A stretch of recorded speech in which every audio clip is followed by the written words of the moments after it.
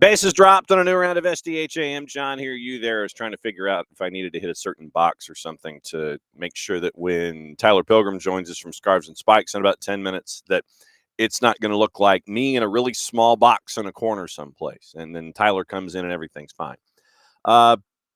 We got MLS in the midweek. We'll talk about that.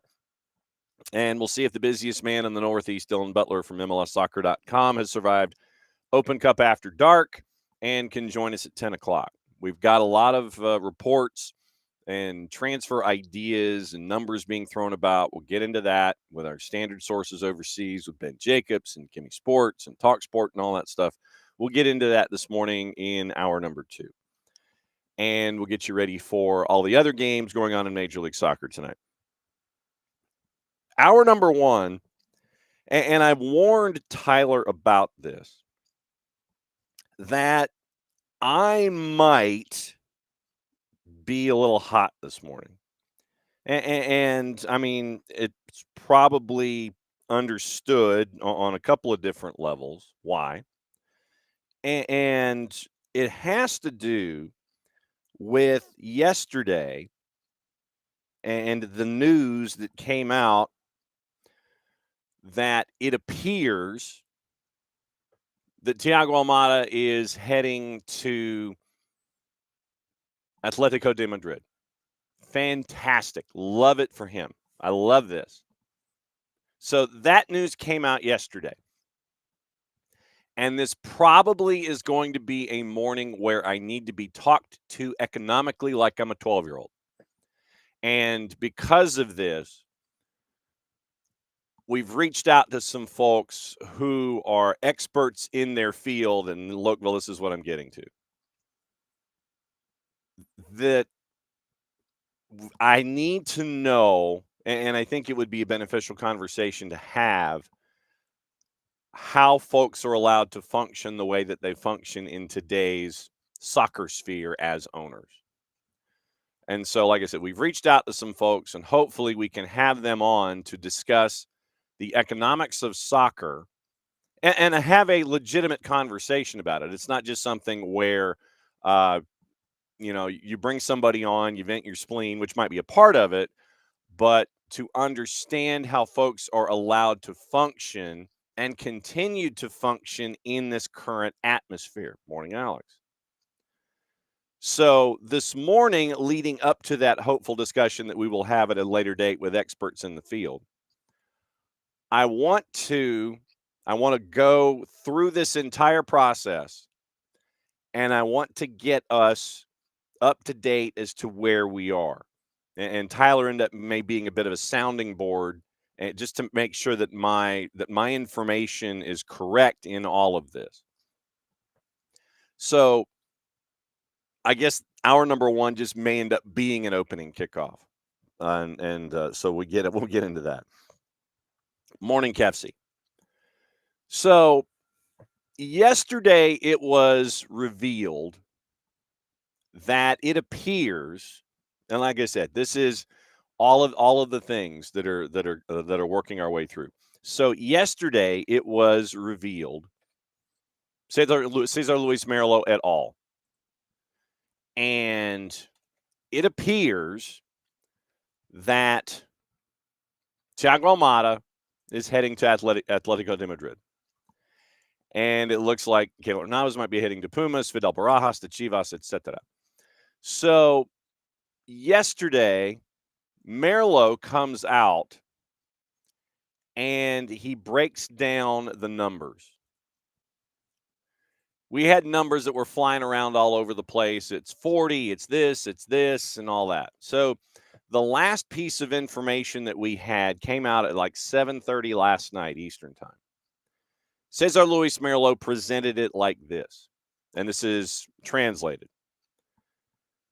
The club, meaning Atleti, purchased 50% of the transfer rights from Lyon for 21 million euro plus 5 in add-ons, so 26. They purchased 50% of Thiago Almada, the asset, for 21 plus 5.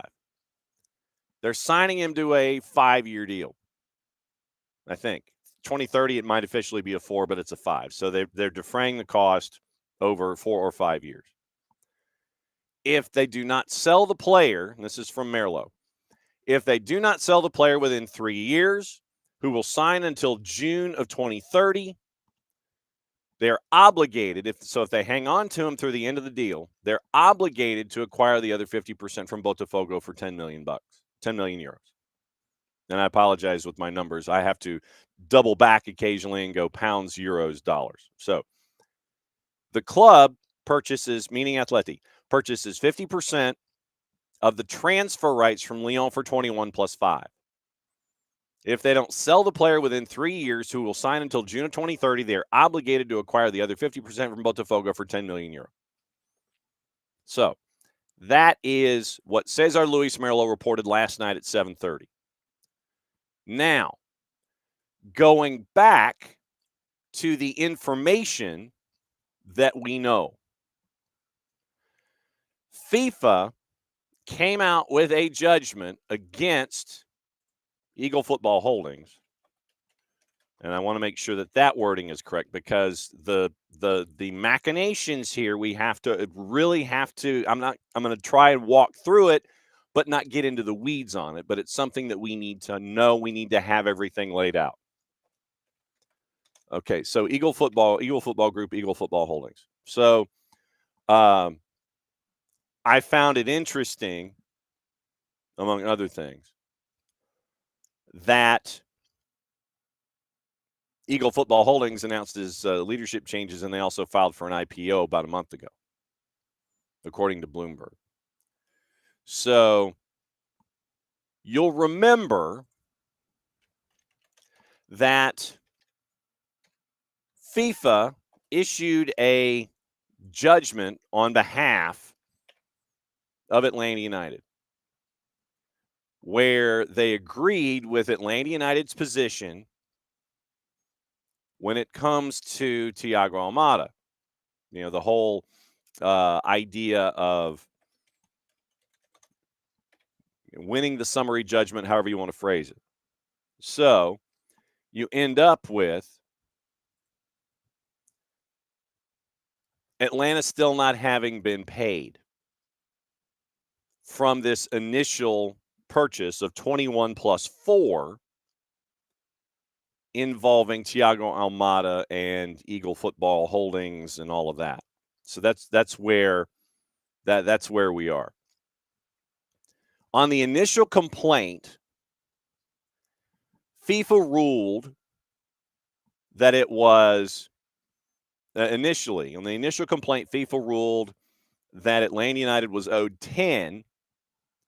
Then when the payment wasn't made, the ruling was, remember, it was that two-step payment where it was $3 million and 3% interest, and then $18 million and 3% interest over varying calendar lengths. One was 9 months at 3%, the other was 12 months at 3%. I forget which one was which, but you end up is FIFA says Eagle Football Holdings owes Atlanta United $3 million and 3% interest, $18 million, 3% interest. Then the performance metrics were met, so that's another $4 million. So you're looking at $21 million over 2 separate judgments awarded by FIFA and 3% interest, and then you end up with where you are right now. You end up with Eagle appealing, which is their right to do. That because of the legal process involved in something like this, you are, it's I get it. You're okay to appeal in this process. I get it. That's fine. Perfectly fine. So right now, all of the add-ons, 3 plus 18 plus 4 and interest. That's a repeal. That can't get touched. So you work from there. We know that Atlanta United has a sell-on fee that is attached to the Thiago Almada transaction in the first place. So you're looking at that. So 21 plus 4 plus interest. So 3 plus interest, 18 plus interest, 21 total plus interest over 2 separate transactions. Add-ons 25. If this goes through, we don't have Thiago holding up the jersey. We don't have him we don't have him smiling over the contract with the pen over the top of it and the pen's not touching the contract. We don't have that photo yet. If that goes down, then Atlanta gets a sell-on fee, which I thought was in the neighborhood of 20%. I thought it was like 15 to 20%. So you get another what? So if it's 20, it might be 2 or 3 or somewhere in there. Tyler's in the bullpen. He's waiting.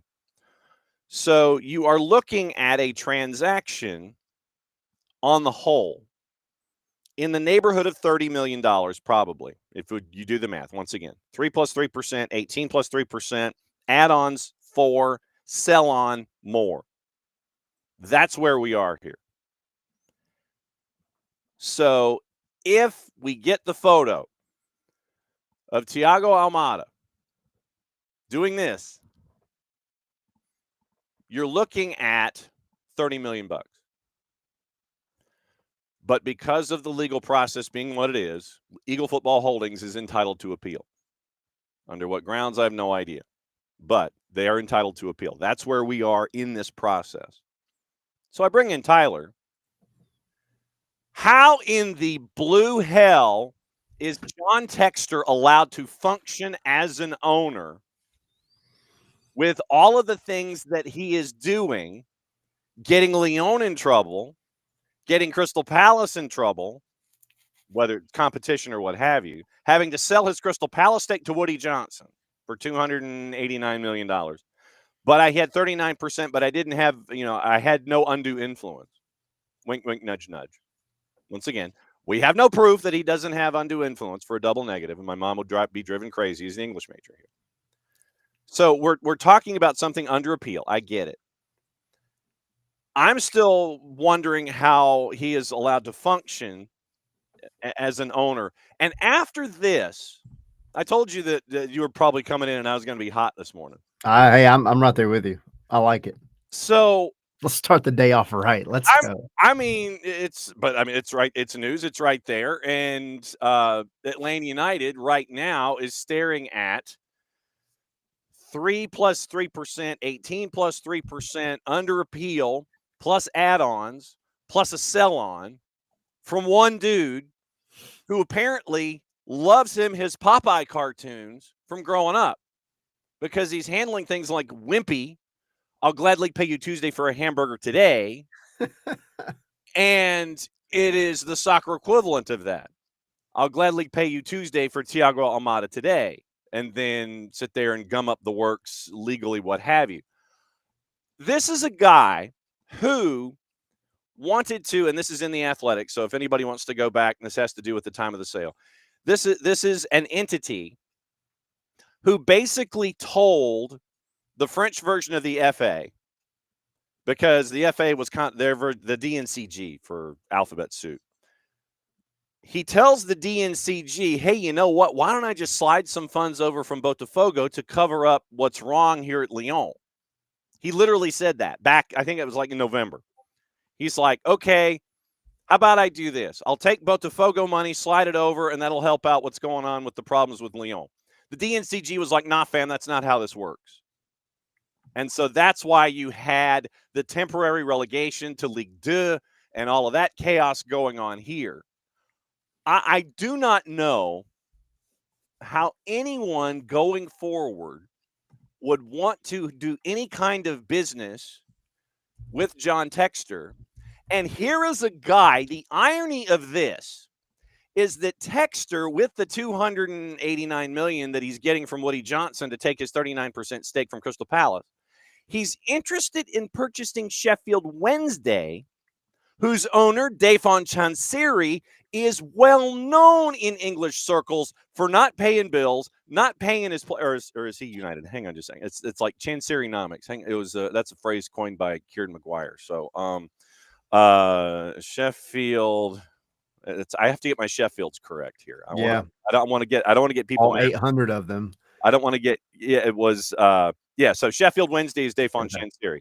So Dafon Chansiri hasn't paid players like multiple occasions. He's been fined. He's had points docked from Sheffield Wednesday. So the irony that John Texter wants to purchase Sheffield Wednesday from Dafon Chansiri is just amazing in the ether that he wants to do this. And Sheffield Wednesday is selling their new jersey for this year, their new shirt, for $72. $72 for their new jersey, and it hasn't changed a look except for maybe bigger stripes. West Brom is selling those for $60. Bolton is selling theirs for $60. Stoke is selling theirs for $55. But Dafon Chansiri, a guy that doesn't pay his bills and might be selling to John Texter, who's not paying his bills, they want to charge you $72. Stalled, apparently, is what we're saying on the takeover of Sheffield Wednesday by anybody away from Dafon Chansiri. How are we literally, how can John Texter conduct any business as an owner? As my head is starting to hurt this morning over all of this discussion, and how a club, if things fall after appeals and signings and such, you could have a club that we cover on a fairly decent basis be searching for $30 million by the end of the day. I think what you're going to end up seeing happen is the sale is going to go through to Madrid, right? It's Madrid, right? I'm not getting it's Atletico Madrid, yeah. And then at the end of the day, look, I mean, if it's a 40 million euro fee, appeal,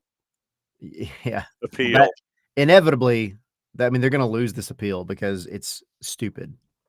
And I think whatever the equivalent of a judge in this situation is going to look at it and say, y'all agreed to make the purchase of Thiago Almada for 21 million plus add-ons. Confirmed yesterday, the add-ons, the stipulations have been met, so they now owe 25 million. Then you add in that whatever the sell-on fee is, the fee / percentage, which I think it's more of a fee than a percentage anyway. Like 15 or 20%, something like 4. But the ultimately, the 30 million mark is about where you're looking. So that 40 million euros is just going to turn around and go straight to Atlanta, or should go straight to Atlanta. Well, should. That's the other element of this. Is Garth Lagerwey / Chris Henderson / Skate Knopfsinger / Demetrius Destatiu? Are they like number one? It's like you go wandering into the completely and totally just who's highest on the debtor list? Cream colored office space with the window that slides and has the little carriage underneath of it, where it has you have the sliding window and you've got the red light that says serving number whatever. The four of them go walking. The four of them go walking into a room, sit down in those really uncomfortable metal chairs that are just plastic backing, and serving number 4. Is that number 4? 4. Then you go walking up to the window, and then you have your business taken care of. That's the other question in this. Yeah. Where are Atlanta United in the queue when it comes to dealing with Eagle Football Holdings? Yeah. Well, are they serving number 1? Are they the largest debtor? And is that how it goes to the front of the line? Or is it chronological with the number of folks that he hasn't been doing business with, that he's completed deals with? That's my biggest question in this. Yeah. Where is Atlanta United in the queue? Yeah, I think what's going to end up happening is, again, the sale will go through, and then you're probably going to see, I would imagine, at some point, FIFA step in and say, this is how it's going to be. This is what the deal is. John Texter, you suck. Like, get your head screwed on straight. And here's Today, I feel like a jerk. Yeah. But no, I mean, like, they're going to have to settle it out, figure it out, and it may take even longer, and that's how appeal processes and all that stuff work. I don't think you're going to see the end of this saga in the next 3 or 4 months. I think it's going to be a little bit longer than that. But ultimately, I mean, he's going to have to pay everybody that he owes and kind of figure it out, because otherwise, like, you've got a uh-oh, Stella. I don't know if you can hear Stella in the Yeah, background. you can hear Stella. Stella's not happy. Stella's not even happy about John Texter. I know, she's like, "This is some bullcrap. I gotta get in there and say some stuff." But no, I mean, you're gonna end up having him probably be pulled through the ringer when it's all said and done. As far as Almada is concerned, I mean, that's a big black eye, because anytime you bring in a guy like Almada into the news, it's going to be, front page of a lot of different outlets. I mean, I think I told you when I was in Portugal, when the Benfica rumor was going on, I turned on the TV and it was Thiago Almada, possibly to Benfica. And like, it was a big thing. You bring in a player of his caliber, his quality, and naturally the spotlight's going to be on whoever's dealing with him. And John Texter and the Eagle Football Group have been on nothing but the negative end of all that PR now for about 6 months now, it seems like. Yeah. And it's probably going to go longer. I think it's ridiculous, but if FIFA can step in and make the Philadelphia Union pay $7 and a Happy Meal to a club in, I think it was Colombia or Venezuela, for just a little bit of money that they missed because somebody forgot to, like, I don't know, Get a stamp. put something like exactly. They can step in and keep Philly from, essentially doing any kind of transfers until they paid this $7 and a Happy Meal. They can step in for 30 million plus, and they better step in for 30 million plus. That's insane. But I mean, So, they technically already have with the 3 plus 3% and the 18 plus 3%, but because of due process in this, and like I said, I would love to know what the due process is for the appeal for Eagle over the initial 21 over 2 separate transactions and 3% interest. I'd love to know what the idea on the original appeal is I just right want to now. read what the grounds for the appeal was. Like, Yeah. what is your reasoning? Yeah. And that's, Please. that's, yeah.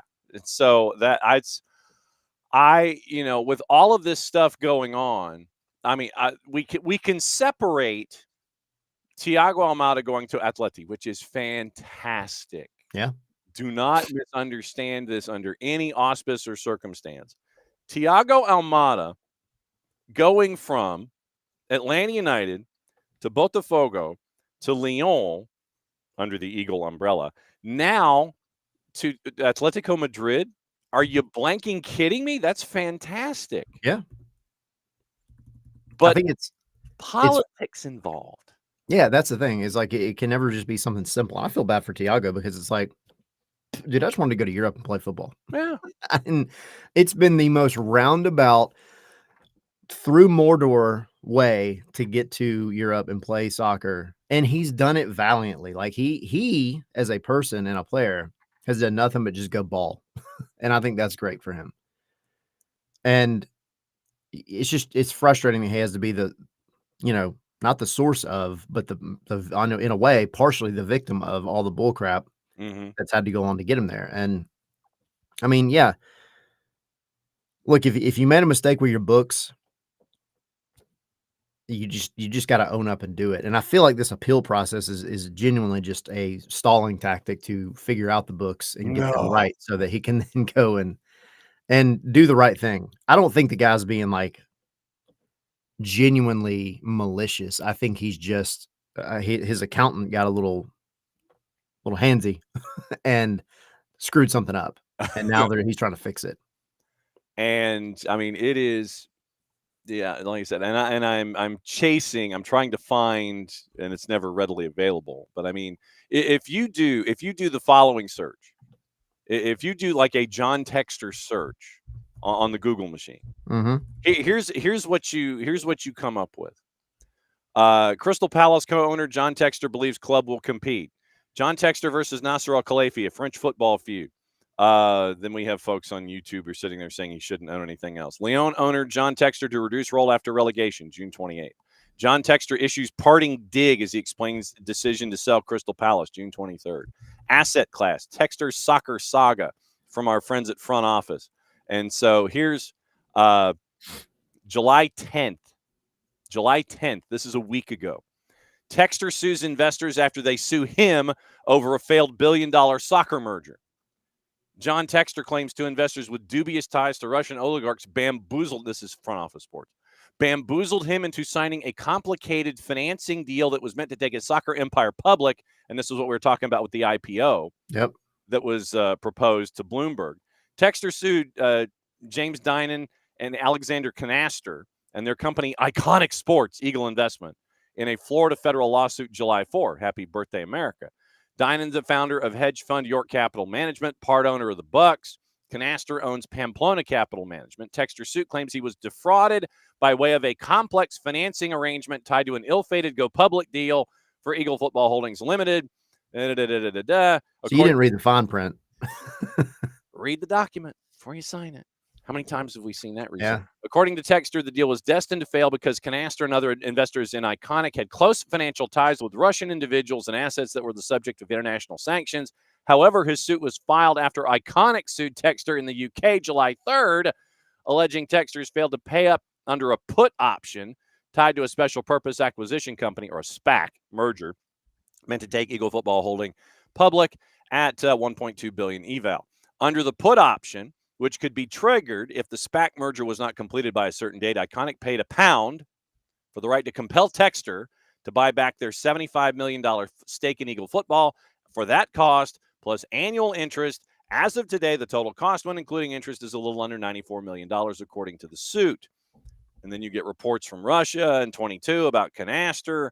Iconic suit, spokesperson for Iconic said in the emailed statement, Textor's suit represents an attempt to delay and frustrate ongoing legal proceedings and the recovery of the debt obligation, and that John Textor now appears to be resorting to fictional and easily disprovable claims against Iconic Sports and its directors, end quote. He's still trying to take Eagle Football Holding public, by the way, once again making that IPO filing with the SEC, meaning not Greg Sankey's SEC, but the Securities and Exchange Commission. So it seems like that John Law might be chasing John Textor, if you know what I mean. Yeah, just a little bit. They need to watch out for John FIFA before John FIFA decides to make John Textor disappear for all the money that is now owed involving soccer-related activities. I mean, it's a little ridiculous. It's embarrassing. But again, I don't blame Textor and the Eagle Football Group for trying to stall. I mean, I would do the same thing. Give me a little bit of time to make up some money. Like, you have a team that just won lots of things, a couple of teams that just won lots of things. Like, it's not like the teams are terrible that he owns. And that's what's wild to me. Like, there has to be some revenue streams that you can take advantage of somewhere involving Botafogo and Lyon. I mean, and Crystal Palace for that matter. Like, I understand Crystal Palace is just kind of like a mid-table to low table. Like, yeah, they're mid-table. They're happy to be there. They're happy to be there, but they're there, and they're there consistently. There's got to be some like significant, especially in Brazil, revenue streams that you could take advantage of that I feel like they're not taking advantage of.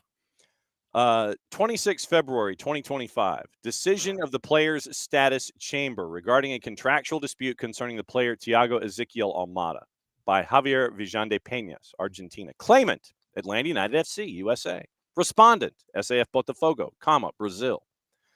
Facts of the case were presented, and it is a document. So here, what I will do is public service, and it is a 15-page document for public. Oh, let me see this. Hang on. I'll post the link here in the chat, and so we might be reading some of the greatest hits here this morning, just so folks can understand. So there is your link to the Almada document, and does the claimant have standing to sue? Regarding the claimant's standing to sue, single judge considered the claimant's arguments in favor of its standing to be persuasive. Single judge concluded that indeed the claimant has standing to bring the present claim before FIFA. What is the amount owed by the respondent? Turning to the amounts claimed, the single judge pointed out that the parties do not dispute that the respondent failed to pay to the claimant the first 2 of 10 installments of the transfer fee arising from the transfer agreement within their due dates, and they indeed remained outstanding. Nonetheless, the single judge remarked that the respondent disputes that the acceleration clause was unambiguous in awarding the entire remaining balance of the transfer fee and therefore should be interpreted against the claimant insofar as only the first 2 installments are owed as a consequence of non-payment. So if I'm understanding this correctly, there were 10, I think, windows that had to be hit. So they hit the first 2 and then they missed. And so then you miss, and then that means that the other 8 kick in. I think if I'm reading this correctly. Yeah. So page 9, element 46. Single judge wished to mention that it would be an unreasonable reading of the clause to interpret the provision to mean that in the event of an installment being overdue for 30 days, that respective amount was now due immediately without notice, as the amount was already due. The single judge found that the language, the total amount of such payment shall immediately become due, is sufficiently clear to establish that the total amount of the transfer fee was accelerated upon non-payment for 30 days of any installment. Hence, Section 47. And in accordance with the principle, pacta sunt servanda, pact having been served, that's Latin, folks, 2 years of Latin, high school and college, the single judge decided to award the claimant the full transfer fee in the amount of USD 21 million, net of any taxes or any other deductions. Regarding interest, the single judge noted that the claimant provides that the interest shall accrue as from 22 July of last year, which it stated reflected the date of the invoice sent by Major League Soccer for the first installment. First installment, $3 million.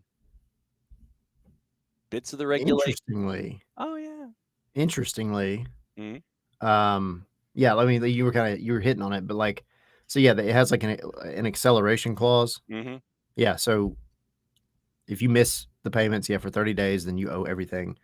The fact that they were trying to say that Atlanta United can't sue us because they weren't the ones that signed the contract is kind of wild to me. Yeah, I think that the legality in that with MLS being an umbrella entity. Yeah, You're pursuing the legal language of, well, they can't sue us, MLS would have to sue us. As Thiago Almada technically is a player of Major League Soccer, and Atlanta United is like a sub-licensee or is a franchisee. Yeah. So like if you owned what's your favorite fast food joint? I mean, I knew where you were going, and my first thought was McDonald's, even though I hate McDonald's. But yeah, so like if you owned a McDonald's, and dude didn't pay a bill, and it's like, so he ordered a Happy Meal, goes into Tyler Pilgrim's licensed McDonald's, somebody wanders in, it's like, yeah, I want a Happy Meal, and it's like, okay, yeah, and then you take the Happy Meal, and you haven't key carded the payment, and you just run out the door, basically. Let's say, for the sake of example, an argument. So you take the Happy Meal, you leave. Tyler Pilgrim's McDonald's tries to go and sue the guy for taking the Happy Meal away from the store. The guy in return says, no, you can't sue me. McDonald's has to sue me for me taking the meal out of the store and enjoying the meal. I think that's the language that we're staring at here from Eagle to the FIFA judgment back in February. And that now means that we've had yet another quarter of a calendar pass us by to accrue, I would guess, even more interest in this. So the decision of the Players Status Chamber. It looks like 5%. 3. So all right. So it's 5%. So it's 5% instead of 3. Okay. So it was 2%. 5% annual interest. Yeah. So yeah, per annum, PA. So the claimant is partially accepted. The claim of the claimant, as opposed to the defendant. The respondent, Botafogo, must pay to the claimant. Like I said, this is page 13 of this document released late February. $3 million net of any taxes is outstanding remuneration plus 5% interest per annum as of 22 July until the date of effective payment. Then the other 18. So I'm guessing it's like 2 and then 8 of the 10 sections. $18 million net of any taxes or any other deductions as outstanding remuneration plus 5% interest per annum as from August 30 of last year until the date of the effective payment. Any Oh, further here it is. any further claims of the claimant are rejected. A fine in the amount of US $150,000 imposed on the respondent, which must be paid to FIFA within 30 days of the notification of the decision. We don't know if that happened, but it's good to know where you can send money to FIFA if you want to UBS in Zurich. Full payment shall be made to the bank account indicated in the enclosed bank account registration form. And if, pursuant to Article 24, the full payment is not made within 45 days, so that would have been end of February, so mid-April, respondents shall be banned from registering any new players, either nationally or internationally, up until the due amount is paid. So you're in a transfer ban technically for Lyon right now, but you see Texter disposes of Crystal Palace, so they're absolved. And so now whatever he has left in the plate, Botafogo, you think fans are mad? You look, Botafogo in a transfer ban? You think the fans would be mad about that? I think they would be just a bit. Just a little bit. Maximum duration of the ban shall be of up to 3 entire and consecutive windows. So basically, you've got 3 windows to sit there and go, yes, no, yeah, yes, yes, yes. Present matters shall be submitted upon request to the disciplinary committee in the event the full payment is still not made by the end of 3 entire and consecutive registration periods. So if we go through summer window, Christmas window, summer window. So then if the full amount is not paid by next summer, it goes to the disco. So now if I think that's where we are. Final cost of the proceedings in the amount of $25,000 are to be paid by the respondent to FIFA. So you got to keep an eye on Eagle until next summer. If you're a Botafogo fan, you're in a transfer embargo until the 21 million plus 5% prorated is paid.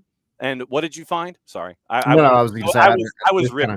You're good. This kind of goes to what Lokeville was saying about U.S. law. The party that drafted the agreement doesn't get to argue ambiguous language. I found the assignment clause, and it's pretty straightforward. It says, it is further acknowledged and agreed by Botafogo that in addition to MLS, here we go, the MLS team shall have the right and standing to enforce the terms of this agreement for and on behalf of MLS and itself, including but without limitation, enforcing the terms of this agreement against Botafogo in any proceedings commenced before any competent body, including FIFA and the Court of Arbitration for Sport.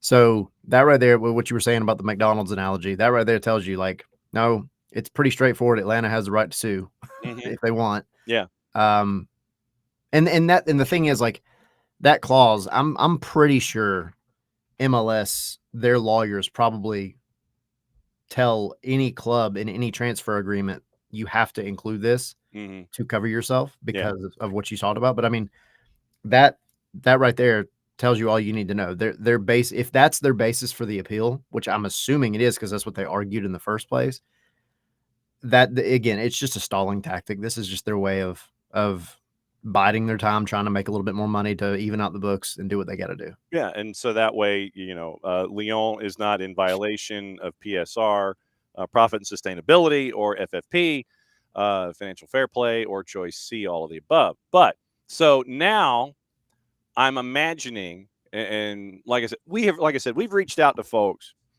that are experts in this field, and I'm hoping that we can have them on next week to break down owners and how they're allowed to function continually. You've got Dai Young at Reading, you've got Devon Chansiri at Sheffield Wednesday, and Kelsey did make the point accurately that it is Sheffield today. Yeah. And elements like that, how they're allowed to continue to function and basically try to spin one thing off to the other, or just ignore the process entirely and not pay your players and not do all this kind of stuff. So I'm trying to find at one expert in particular I've reached out to. I want to try to have them on the show next week to break down all of this stuff. But this appears that it is a stalling tactic of some degree. And because there were initial numbers out there that it was going to say it was 40 and all this kind of stuff. And I know that Atlanta United fans were sitting there going, oh, they're going to get paid. Once again, we don't know where the queue is. We don't know who is in the queue and where Atlanta United and AMBSC is in this discussion, despite what FIFA has awarded late February, and despite Judge Hatchett waiting for the two parties to come wandering into the courtroom for another episode of Judge Judy or what have you. They're going to get paid. It's just a matter of when. Do we know this? I feel like and I don't have any basis for this. This is just common sense in Tyler Pilgrim's head. This is what I think happens.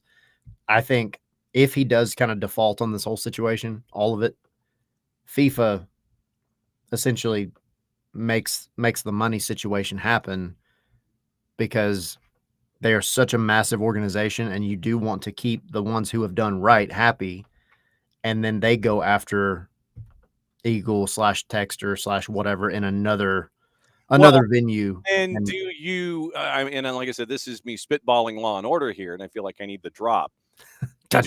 Yeah, basically. Does it get to the point to where the money that was allegedly spent by Woody Johnson to John Texter, does that come into play here? Can you do that kind of an intercept if you are the FA, if you are, whomever, FIFA?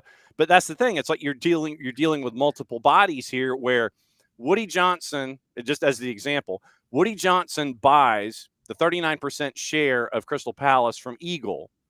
Is that an FA deal or is that a FIFA deal? And then do you sit there and do you go, where in the courts does this go? What aisle of the grocery store are we talking about here? Do we go where lawsuits are a pleasure and figure this whole thing out? It's like who's in the right who's in the right lane of traffic here to make sure that this $30 million, by the time it gets sorted, perhaps gets figured out. Whose lane are we in here? Well, if this were, and again, I from a massive organization / sporting standpoint involving multiple organizations, I don't know that this would apply. But in smaller terms, that what you would have happen is essentially FIFA or MLS / Atlanta, whoever is owed money. If one sale goes through, then there would basically be a lien placed on, that organization that says, whether it's any more money you make, garnish your wages type situation, or when you go to sell anything, that money has to go toward where it's owed first before you can start doing anything with it. Like I said, that's the rub in all of this. Where is Atlanta? Where is AMBSC in the queue? Yeah. Who else is publicly aggrieved by Eagle Football Holdings? Is this lawsuit that is alleged ties that we talked about on Front Office Sports with the alleged Russian ties? Are they higher up in the queue, or do you go by because John Texter and Eagle have not filed for bankruptcy protection? It's not creditors who have the largest amount to lose. I'm guessing it has to do with the calendar and not the amount of money. Yeah. So, wow, Pars has done the math. So Pars looks like, Pars has done the math this morning, and it looks like, according to Pars, you're in the neighborhood. Well, we figured 30 US. So Pars has it at 29,830 plus fees. Man, 29,830. Right. And Lokeville, Aline, only if you can find standing in that country, and only the lawyers win. Yeah, so, and that's the thing. I mean, and Parzival's pretty spot on with the number, I think. The thing that kind of throws a wrench in all this, Lokeville, is the fact that this was a football tribunal in Argentina. And so where things are filed, I don't know how all that plays in. This is not like this is an actual court case, if that makes sense. Yeah, it is a FIFA football tribunal. Yeah. And I don't know what the rules would be behind that. Yeah. So you're talking about, oh man. But at the end of the day, they're both under FIFA. Like you're both part of that organization. So ultimately what it might come down to is Where are they based? Is it Switzerland that they're based? Yeah, Lausanne, Switzerland. I mean, Get you some Swiss lawyering. yeah, and banking. Yeah. I don't know. It's a cluster, and there are lawyers that this is what they deal with specifically. So good for them. But I just don't think it's going to be like ASAP that it's figured out. Yeah. So the Almada PDF is the requested required reading and printing for the day for anyone that goes back and wants to go back and research the initial judgment. So there is your initial paperwork from the tail end of February involving Atlanta United winning a decision And they don't have any paperwork on the appeal, do they? I have not seen anything in the appeal. Hang on. So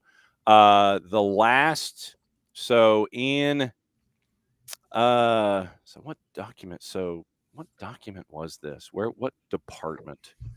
The tribunal nuts. Okay. So I've got a couple of things on Almada, and wow, they actually had something with Pity Martinez back in 23 too. Wow. So, but yeah, there were two documents with Almada, and it is the same 15-page document that has been registered twice. So what I did is you go to inside.fifa.com and you search, and I'd searched for Atlanta United, and you end up with Atlanta United FIFA redacted, and then you end up with the Almada judgment from late February, and then PT, and then other things. Oh wait, is that? No, that is not. That's just United in the word, but not Atlanta United. But the last Atlanta United reference was back in February 25th of this year. But nothing past that when it comes to searching for documents inside FIFA. That's the last document that we have from the FIFA involving anything and Atlanta United. Does there need to be a FIFA credit rating? Not a bad idea. Yeah, well, I mean, I would think that Atlanta United would be AAA, and Eagle, the Eagle would probably be junk bond or the equivalent therein at this moment, anyway. Got a 350 credit score. Yeah. It's like when Chris Washburn took his SATs and he got a 380. You get 400 for signing your name, and Washburn got less than a 400. Yeah, because apparently he answered wrong. He answered more wrong questions, and then it went below a 400. We've got a game to talk about tonight. Yeah, we do. We spent 43 minutes or 48 minutes. We spent 48 minutes dissecting the Thiago Almada case because I think it needed that dissection. I agree. I think it's insane, and I hate that Atlanta has to be involved in it, but it is what it is. And so we tried to cover it as best we could, because literally we could keep going and we would still be going down, rabbit holes and everything. But there are certain tent poles that we needed to kind of grasp onto here involving what is being said, who might be going where, what the cost is, and what the background is. And I thought that the background was important involving this particular transaction. And hopefully, like I said, we can get some experts in the field to kind of break down how owners are allowed to continue to function like this next week. Morning four card.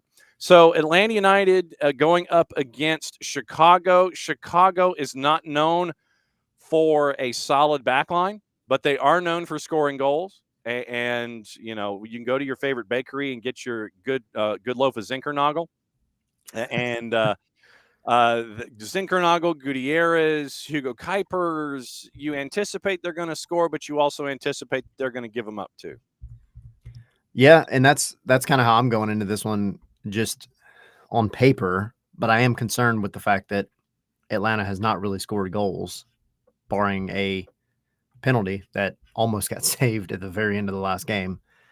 I gave my prediction over on Scarves N Spikes as a 3-2 win for Atlanta. Okay. Because of the on paper version. Mm-hmm. They should score against a leaky back line, but to be fair, Berhalter has got them scoring as well. I can only hope that just being back at the bins gives this team an extra gear and gets them locked in a way that unfortunately we haven't really seen. I mean, to be fair, they're on a winning streak at home. Mm-hmm. Last two before this insane road trip. Yeah. That was everything we thought it would be, which was rough. Yeah. Happened. They had some games that they won. They weren't like convincing wins necessarily, but they won. They did the job. And I think Chicago's always been one of those teams with Atlanta that like you just really never know what you're going to get, even when right now, Atlanta has been playing not great. Chicago's been playing pretty okay. I don't know that that's necessarily going to turn into what the scoreline looks like at the end of tonight. So yeah, I'm looking at a lot of goals, and I think that you're on to a path with Atlanta at home, and so it is a challenging 3 matches in 11 days, if my math is correct, and then after this one, the team comes down 85. And the self-imposed number 1 rivals of Charlotte FC, and Patrick Adjumong is now officially over to Derby County, and we find out yesterday. I don't know if did you see this yesterday with Adjumong? Which thing? The apparent reason that he's not going to be starting training in the season at Derby County at full. I did not see this. Okay, so our friend Carol Walton. Carol worked here in town for the longest time. And so yesterday, and Carol is with the Ledger, and they are now waiting for the commissioner himself to announce that B of A, I think, is going to have the next All-Star game. So yesterday, Carol writes, Patrick Adjumong will undergo surgery from a lingering hernia issue, which Derby County mentioned in its release in this opening games of the EFL season. Quote, Adjumong has been playing for most of the 25 Major League Soccer season with a hernia injury that has been managed without surgery, but meant he's been playing in discomfort with a long-term view in mind. All parties have agreed he'll undergo routine surgery and is therefore likely to miss the opening games of the 25-26 season. So Dean Smith and Patrick Adjumong, I guess, came to some kind of an agreement. Yo, Big Pat, we kind of need you to play. Well, and we know you've been diagnosed with a hernia. So can you go out there and play for us, fam? Sure. So he was playing with a hernia problem. That's a tough dude. I was just about to say, Abby brought it up in the chat, but if Atlanta United fans know anything about hernia situations, it's because of Sosa. Mm-hmm. And he went out for significant time. And when he got back, I'm not going to say he lost a step, but it took him a while to get back into the swing of things, which could partially just be being off for so long. But like, this is not a quick thing that you return from. I mean, I guess if they're going to do it, do it as soon as possible. He's got the whole rest of the season. And then, well, not in their case, off season. Yeah. To get into maybe the early fall. Yeah. So I would imagine he might miss the first, say, month or first 4 or 5 matches of the season in the 46 match sprint that is the championship. But the fact that he's getting called up to the men's national team and everything else, and still playing with a hernia issue, crazy.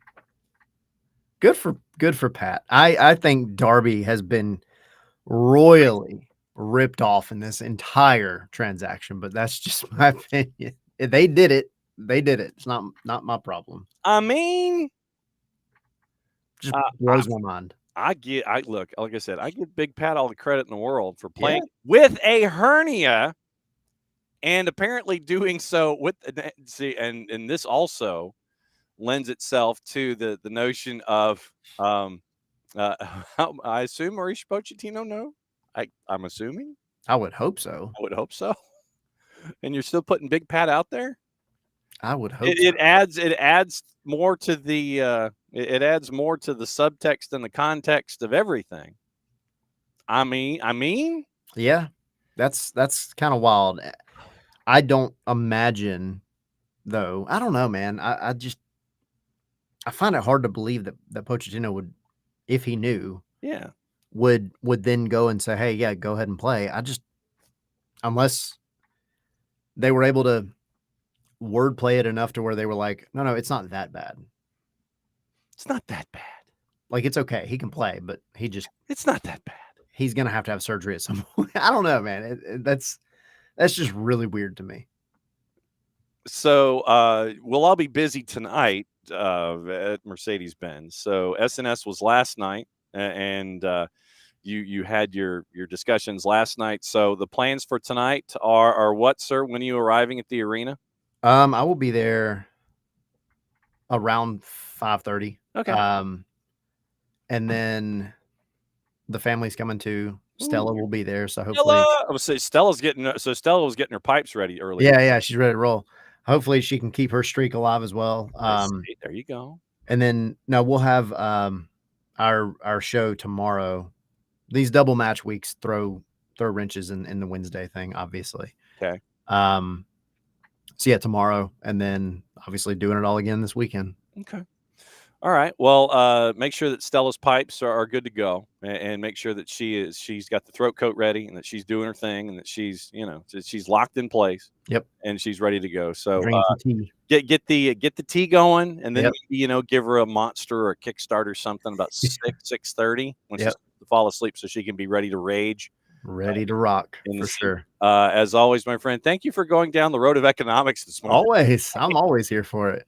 But yeah, like I said, I thought it was important to try to go as in-depth from as many different places of understanding as possible in all of this. But I will see you tonight, and we will see you there, and we will catch up with you soon, my friend. Don't be a stranger.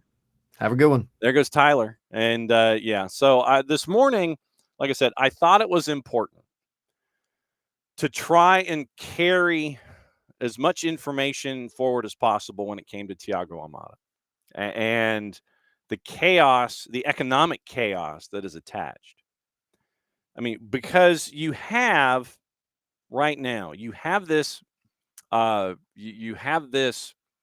situation where, I mean, if you had a player that is as talented as Thiago Almada, and you were what? See, all right, let's think about this for a second. If you had Dylan Butler joining us in like a second and a half here, if you had, and I'm going to look at the standings, and we'll look at the ownership groups and things like that. So if you had, say, let's see, I'm trying to see if there's somebody that isn't all of that financially, maybe a DC United with Jason Levian in that group. So it's like someone that really has Salt Lake Sporting, maybe someone in those veins, if they were in the situation that Atlanta is in involving Thiago Almada, where 30 million is hanging out there and you really needed it. I mean, that's where we are right now. And so we bring in Dylan Butler from MLSsoccer.com. Yeah, Dylan, we spent the first hour discussing economics down here. Fun. Well, and because of the Thiago Almada transfer that is being reported from Botafogo to ATLUTD, and Atlanta still being owed money from a summary judgment from FIFA back in late February from the initial purchase by Eagle Football Group of Thiago Almada to get him in the Botafogo, Crystal Palace, Lyon chain, and John Textor, and we had to go down that rabbit hole to kind of sit there and figure out where things stand. That's where we spent our first hour this morning, talking economics down here, and $30 million, and who's in line to get that from Eagle Football Holdings in a situation like, where are you in the queue? Serving number 7, where are you in this kind of a thing? So that's where we were. That's where we were this morning, trying to break everything down, because dude was told by FIFA, you owe Atlanta United money, and then you sell the player again. And so and it was just an odd transfer in the first place. And so, so we spent our first hour not really discussing a whole lot about matches in the midweek, but about economics. So You are our savior and our salvation to discuss all the matches in the midweek. I don't know about that because I'm dealing with my own economics with Newcastle here. Have you heard this? No, what's the latest? Oh, well, I know that what's up with Isak and everything. I know that we exactly. Isak staying, not staying. What's up? I don't know. I mean, Liverpool allegedly, reportedly have $120 million bid in on him, which would be a Premier League record. Or they're bandying about that amount. You know, I know we're shopping in Germany as well. You know, the whole financial fair play nonsense obviously plays a factor. Like we probably couldn't have both players on the roster, so I think what is a painful lesson in all of this is, as a Newcastle supporter, you know, and we're trying our darndest to move up the food chain. Yes. The stark reality is that there is, in fact, a food chain. Oh yeah. And we ain't Liverpool yet. So no, but that to me will be, you know, what would it take to keep him in house, or do you sit there and go, well, it's 9 figures to the left of the decimal place, we probably should boogie on that so we can invest it in other players and hopefully find someone that could be just as valuable? I mean, it's probably going to be a case of what's the number, like it's like 120 is what's being bandied about, is it 150? Maybe 150 would do it. It would be hard to turn down 150 million for Isak, right? Yeah, absolutely. He's been outstanding, but yeah, I think it's unfortunately it seems likely that would happen. Fabrizio Romano et al. Making an approach to Newcastle with a fee of around £120 million being discussed. Gimme Sport sources previously reported Liverpool considering making a play to secure Isak's signature, willing to pay a British record fee to sign him this summer.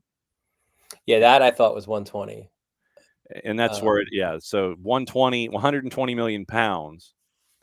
Splashing the cash in the Isak pursuit. And this is Danny Rust and Ben Jacobs over at GMS. And they're ready to shatter the British transfer record for a second time in quick succession, described as the best striker in the world.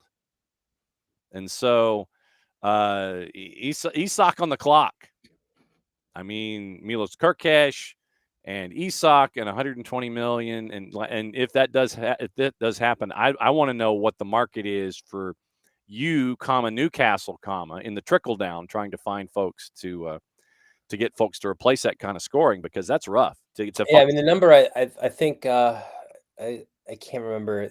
I think it's the Leverkusen striker that we're after, and I want to say that's in the 80-90 million. Oh, Ekitike? Yeah, I think that's in the 80. And so your fellow Geordie, Alex, look at what Liverpool did with the money from Coutinho as a part of all of this discussion. At some point, Newcastle will have to sell a player at peak to fuel transformation. That's what it sucks, because, like, it's I get the reasoning for the financial fair play, right? Yeah. But financial fair play wasn't in play for Manchester City and Liverpool and Arsenal and Manchester United. Like, they all became these mega clubs before this happened. Now all of a sudden, like when other clubs are looking to kind of pierce the top grouping, there's financial fair play is involved. Yes. So nothing like a little FFP, like more economics down here. So did you survive Open Cup After Dark from last week? Yeah. I was trying to remember back. It was the San Jose overtime. No, you know what? I wasn't on Tuesday. I was on Wednesday. And my Wednesday started off brilliantly. So I had a double of Can Champ and Open Cup Oh, going, right? So my Wednesday started off with checking the socials. Oh, look, we're delayed in Philly. All right, we're off to a great start. yes. Let me tune in to Montreal over here, right? Oh, wait a minute. There's a power outage at Stade Saputo. We lost a feed. Oh, wait, no, it's actually in the stadium. So now we're waiting on that. They decided to restart the match before they were able to restart the TV.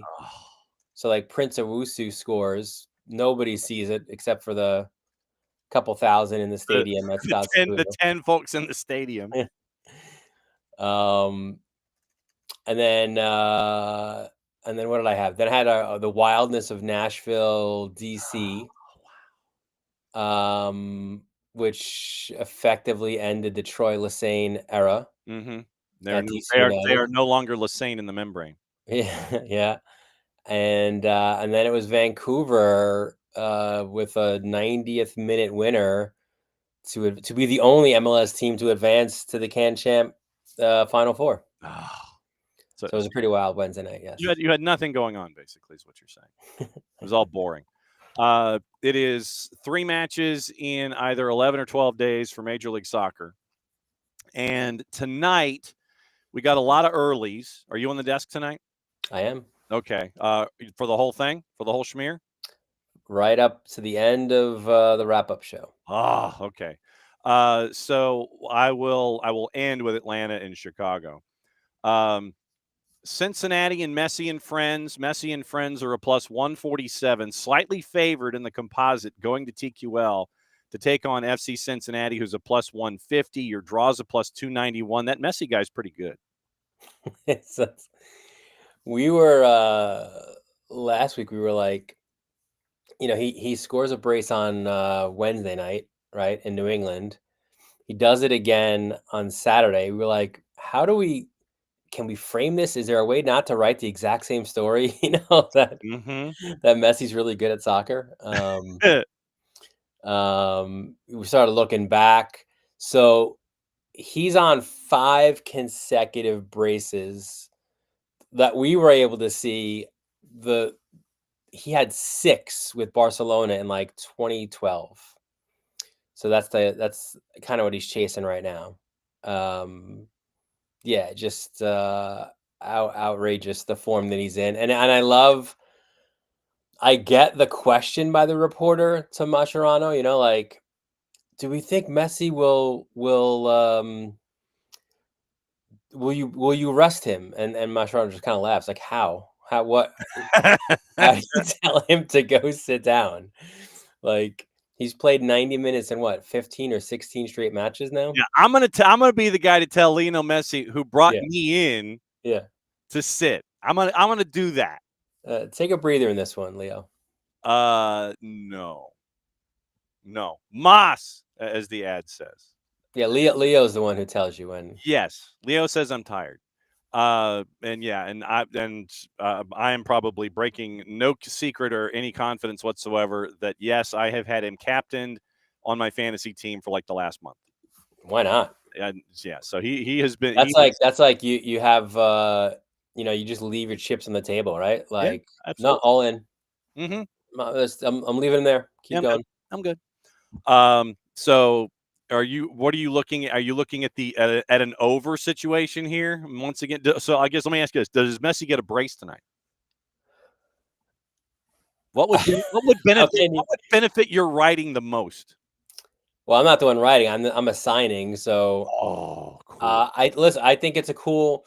It's honestly, look, it's all about the star value, right? It's Evander and it's Messi, right? That's a ton of fun right there. So, I'd love to see both of them kind of show out. Like you said, maybe go over, maybe a 4-3 kind of game. Ooh. Both of those guys get a brace, maybe. Ooh, and Evander apparently is being looked at by teams in, I think, South America for the total of 17 million euro. I think that's the number that I saw. So 3.5 is even money plus 100. 4.5 is a plus 228. So if you're looking at a 3-2, Then you could get that at a plus 228 on the over. 5.5 if you're looking at your 3-3 craziness, plus 492, and then you get your 4-3 like you were saying. That's a plus 1033 in the composite. That's a plus 1033 if you want your 4-3 matchup. That's what folks are doing in the composite right now with the juice boxes. I don't have any juice boxes that could cover that, but is out there. The other 730s, Charlotte and DC. Don Garber is in town today to announce that B of A is going to get the new All-Star game, the next All-Star game. I don't know if it's going to be a new All-Star game unless they take what we wanted to do with the All-Star game and turn it into new. Red Bulls hosting the Revs, Purple Team in NYC, Philly and Montreal. What sticks out in those early kicks for you? Cincinnati, Miami. Yeah, and look, and NYC is a team that is it's like the roller coaster in Coney Island, right? They're up and down, no consistency in any form. They've gone like win loss, I think for the past 6 or 7 matches. So Orlando will be upset that they gave up that late equalizer to Montreal. Philly, yeah, I don't know. Charlotte, let's see if that was a one-off, with the Agumon replacement, or if they have found him in-house. What did you? Still not a fan of that move. Did you see the report that came out of the Darby County release that we were talking about before you popped in? No. He was playing with a hernia. Huh. He's going to have surgery. Darby County is going to allot for surgery. And so in the release, in the sale to Darby County, which I think was for like 7.2 US. So the release from Darby County, quote, Agumon has been playing for most of the 25 Major League Soccer season with a hernia injury that has been managed without surgery, but meant he has been playing in discomfort. With a long-term view in mind, all parties have agreed he'll undergo routine surgeries, therefore likely to miss the opening games of the 25-26 season. He has been playing with a hernia. I mean, I give Big Pat credit for playing with a hernia. Yeah. But, yeah, so he's been playing with a hernia. Now some of the things might be clicking as to why his movement might have been restricted. That will restrict movement. I mean, come on. It's like you hear those words and you're like, oh no. So Charlotte, we'll see how they are going up against DC in the earlies. In the 8:30s, Houston, Vancouver, Minnesota. Minnesota and LAFC is intriguing, as is Nashville and Crew. So two of your 8:40 kicks are intriguing. Yeah, no, I agree. I've got those both marked down, right? Minnesota, LAFC. Minnesota kind of quietly, right on the doorstep there in the west of San Diego. I think they're 2 points out of first. Right now, they are the set piece specialists of Major League Soccer. Going old school, right? Like they're going like 1990s high school soccer. Like, let's get a guy with a long throw. Yeah. And then just throw numbers in the box and something will happen. And it works. Hey, Michael, throw this as far as humanly possible. And you're right. You're right. They are 2 points back. And Nashville, Columbus as well, right? Columbus, the Rockies, if you will, right, of Major League Soccer, right? They're on the ropes, cut me, and we'll just cruise to a win, and hell is real. Against the Nashville team as well, right? That's like those are 4 of the, I don't know, maybe 6 best teams right now, 7 best teams in MLS, all kind of going out against each other. So that, I think both of those are fun.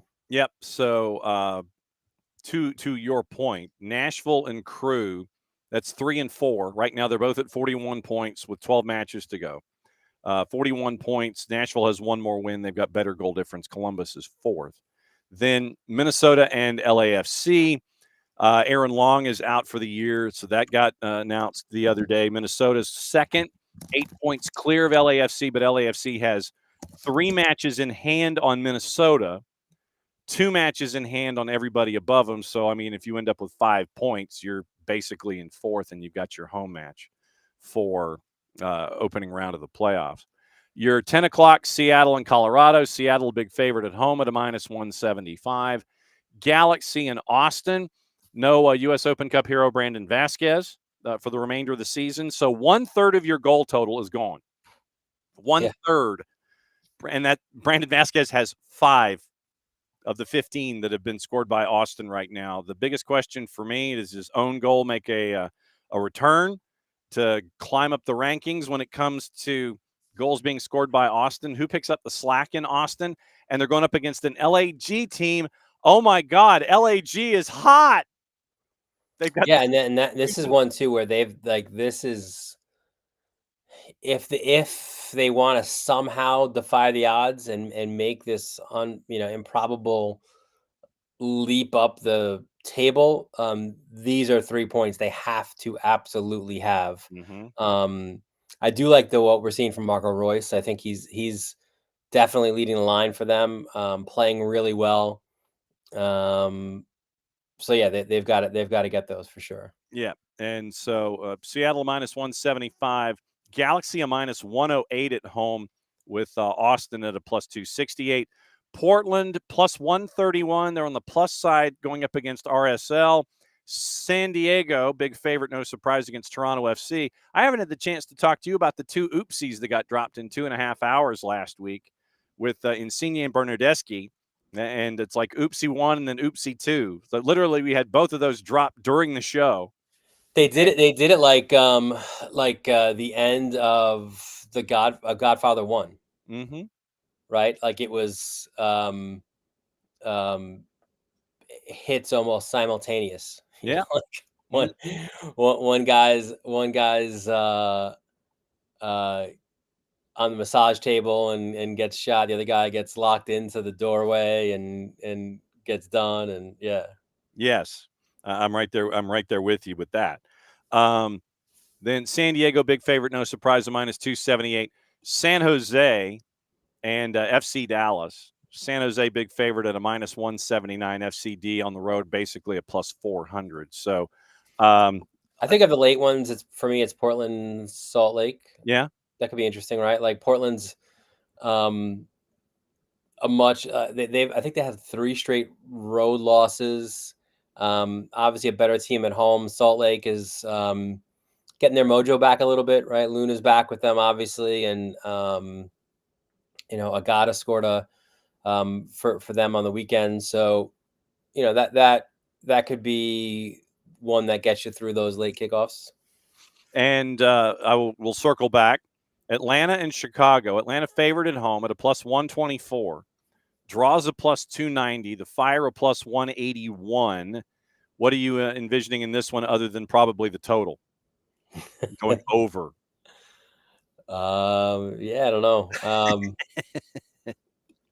Hard to tell. Your diplomacy for either team. Yeah, like I said, I mean that's why I figure you might get a lot of goals scored, and of course now that we say that, it's probably going to be like 1-0. It was announced this hour. Charlotte gets the All-Star game in 2026. 30th All-Star matchup is going to be next summer at B of A.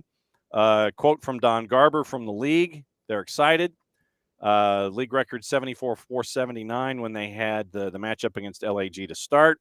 Quote from David Tepper, 2 sentences long. Made the announcement at a press conference today with a lot of folks with the last name of Tepper. Charlotte Mayor Vi Lyles, Secretary of Commerce, co-chair of the Charlotte Sports Foundation, marking the first ever All-Star game played at B of A. Date and opponent, obviously announced at a later time. Photos and video having been released. Week-long celebration. Governor Josh Stein from North Carolina with a couple of quotes. Vi Lyles a couple of quotes. Will Pitts a couple of quotes. And they discussed what's going on with David Tepper as we await the 2025 All-Star game coming up a week from today at Q2 in Austin in front of a smaller than it should be crowd of probably 20,000 and change. So that's the news that came out of Major League Soccer this morning, is that they now know where they're going for the All-Star game next year. Yeah, I think Charlotte's, there's a buzz there, certainly, right? Like that place gets, it's one of the rare cases, I guess. Well, Atlanta's one of them. Seattle's another one of them, right? Where the football stadium, even if it's not necessarily going to be the long term, because I think there's some discussions, right, about a soccer specific stadium there, but I think it works for them, right? Like they have the opportunity to draw the big crowds, and Charlotte kind of regularly does that as well. It's noisy. It's a nice kind of compact city, right? Yeah, there's a lot to like about that, I think. And Pars, to your point, I think the skills and everything that's going to be on Apple, so keep an eye on that. The thoughts and the timeline from, once again, your fellow Jordy Alex. Looks like Rodrigo DePaul deal very, very close. Depending on who you follow on social media, Gaston Edul is confirming a 4-year deal right now, and Gaston has over 1 million followers on the Twitters. Done deal, signed with 4 years. Nothing confirmed, but everybody's leaning to that 4-year deal right now. Fabrizio Romano 20 minutes ago, he's using closing in on Rodrigo DePaul being Messi and friends next signing. Atletico Madrid have accepted the proposal, according to Fabrizio Romano. Talks already advanced, reported last week. Now deal almost done. Final details being sorted on a 4. And then here we go. So Fabrizio is like, here we go is close. Gaston Edul is like, nah, it's confirmed. It's a 4-year deal. And so now with Rodrigo DePaul coming in, my guess is, and I was talking with Jamie Watson from Apple about this last week, because he was getting ready to call the Messi and Friends match last weekend. This is going to cause one of two things to happen in Major League Soccer, and specifically with Messi and Friends. So let me say my theory here, and you tell me if I'm loopy or not. One of two things is going to happen. Major League Soccer is going to announce at some point that they're going to go to 4 DPs. That's theory number one. Theory number two is that Luis Suarez, who is a high TAM, and right now Messi and Friends, last time we checked, have a little bit more than 3 million in Garber bucks available. They have 3 million in AM available. They signed Rodrigo DePaul this year to a prorated AM deal. Sign him as a high salaried AM player. Then for the remaining 3 years of the deal, he turns into a DP, or he's a high TAM, and folks get bought down to where it's navigable and what have you. And choice 3 would be that both happen. What do you think gets laid out with this Rodrigo DePaul deal? Luis Suarez retires at the end of this year, goes south to operate the team in South America that he and Messi have created from whole cloth. Where do you see this going by the time the crystal ball is woven over and we see the fake? I thought I heard or saw somebody reporting maybe that it was Busquets who would be bought down. But I think that's the right thinking. I think a DP will go to a TAM deal, and then that would allow him to come in as a DP. Okay. All right. So we'll keep an eye on Rodrigo DePaul. They're saying it's a 4, not quite over the line, but it's here we go, close. All right. So break down your week for us one more time. Let us know what's going on the weekend, what you're doing tonight, what you're doing Saturday, what you're doing Sunday. Let everybody know. Let everybody know. Let's go. What's going on? On tonight, on Saturday, no Sunday night soccer because of the All-Star game, right? So we'll have a Sunday night off, although I'm on the desk during the day Sunday, but Yeah, I'm on all match day 25, 26. All as what is it? Lionel Richie would say all night long. All night long. Yes, absolutely true. So Last thing you needed was me singing on a match week midweek. But yeah, so it's gonna be chaos. It's midweek, weekend, all-star, and then week again, everything. So we'll catch up with you on the flip side. And then before you know it, Yeah. the Leagues Cup. Yeah, Leagues Cup. Oh, that's right. Leagues Cup begins on the 29th. Yes, sir. So we have activity tonight. So Leagues Cup is 13 days away. Action tonight, action this weekend, and then it's All-Star, and then it's action next weekend, and then Leagues Cup. All of this chaos is going on here, Dylan. It is. And we're here for it. It's the summer of soccer. Yes, it is the summer of love. Oh shoot. What's the hashtag that they were using on Univision? Summer in what's the word for summer in Spanish? I'm losing my mind because it's a hashtag and I can't remember what it is. I think it's El Verano de Fútbol, I think is what they were doing. So that was El Verano de Fútbol, summer of soccer. As always, my friend, it's great to catch up with you to talk about anything and everything, going from Newcastle to Major League Soccer and Can Champ and all points in between, and putting up with all of my weird theories. Be safe. Then we'll catch up with you after All-Star. We'll talk about All-Star and what went wrong and how they didn't finish the game in Austin with a home run derby. All right, buddy. All right, be good. Dylan Butler, and Dylan's going to go drink coffee and do things. But, yeah, they did not finish. They're not going to finish the All-Star game in Austin with a home run derby. They should. Or they should do something. Look, just go back. I'll promote it again next week after the matchup against Charlotte. But go back and listen to our fixes for the MLS All-Star game. They are gold. They are mandatory, and that's what Major League Soccer should do. But we did find out that Major League Soccer is heading to Charlotte next season for the 30th annual All-Star game. Along those lines, tomorrow at 9:15, Will Pelagic, play-by-play voice of Charlotte FC on the radio, is going to be on with us. He's going to talk about Patrick Ajimong. He'll talk about the hernia, and he'll talk about navigating the hernia, and he'll discuss the move to Derby County, Dean Smith, the matchup coming up on the weekend, and All-Star. So it's All-Star, Ajimong, and Atlanta, the 3 A's with Will Pelagic tomorrow at 9:15, because he's got to get to practice after what happens tonight and get ready for what's going on the weekend. 9:45 tomorrow-ish, somewhere in there. Be like 9:40, 9:45. Willie Davis, the head coach of the North Carolina Courage in USLW, the U23s, they're playing for a national championship. So we're going to have Charlotte FC with Will Pelagic leading off at 9:15 after the opening monologue. Then Willie Davis, head coach of the North Carolina Courage U23s, he's going to join us before the beginning of the Power Hour with Nino and Nico. So Will Pelagic, Willie Davis, hour number 1 tomorrow. And then it's going to be Nino and Nico in the second section in hour number 2 in the Power Hour tomorrow. And we'll kind of go through what happened with Atlanta United as well, opening monologue, all those kinds of things. We'll find out what happened with Charlotte last night too, which tomorrow will have been last night, which is actually tonight. So we've got that going on. So it's a full show tomorrow. We'll talk about Atlanta United, talk about Major League Soccer. We've got Will coming on to talk about Charlotte. We've got Willie Davis talking about North Carolina Courage U23s, Nino and Nico talking about everything going on, worldwide transfers, the day in Major League Soccer.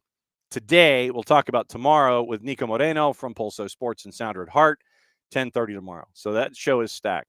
Friday, it is hopefully catching up with our friends at Beyond Goals Mentoring, and also catching up hopefully with our friends from Major League Soccer as we get you ready once again for the weekend where the folks come down I-85 to take on Atlanta United.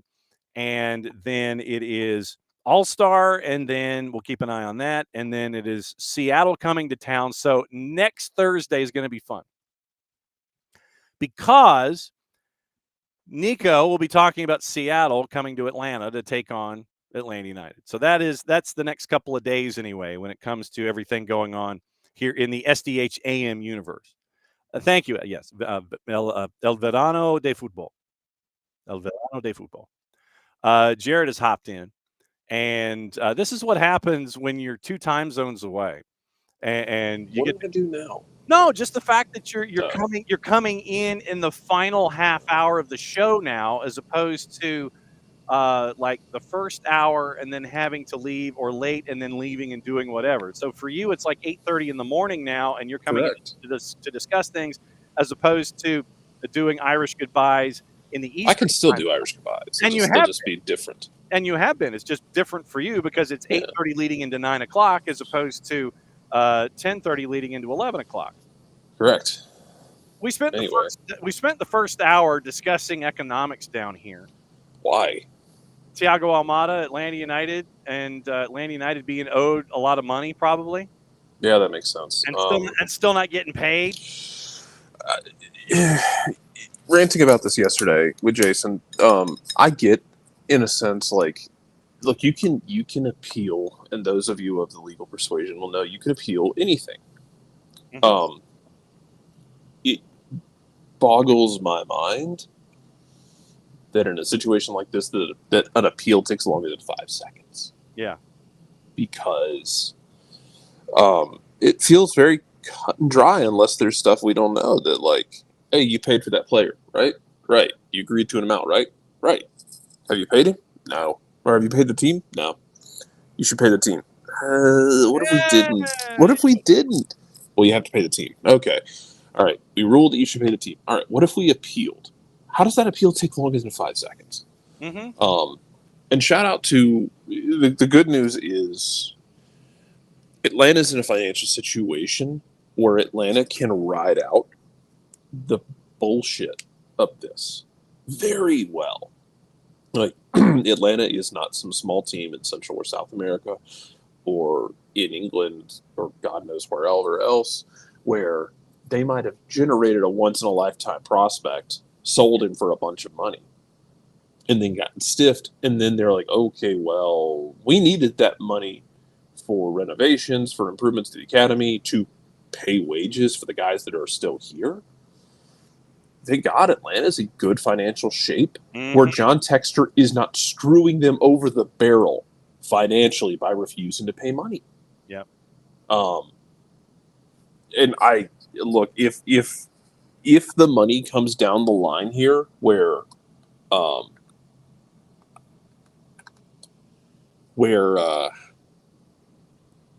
Atletico Madrid pays the money to Textor's group, and if that money isn't immediately in Atlanta's bank account, like, I don't know what you do at that point. Do you go back and, like, open up an entire new line of appeals of, hey, not only have we not been paid, they sold the guy they bought from us and didn't pay for, made money on the deal, and didn't pay us anything that they owed. But the larger question is, where are they in the queue, though?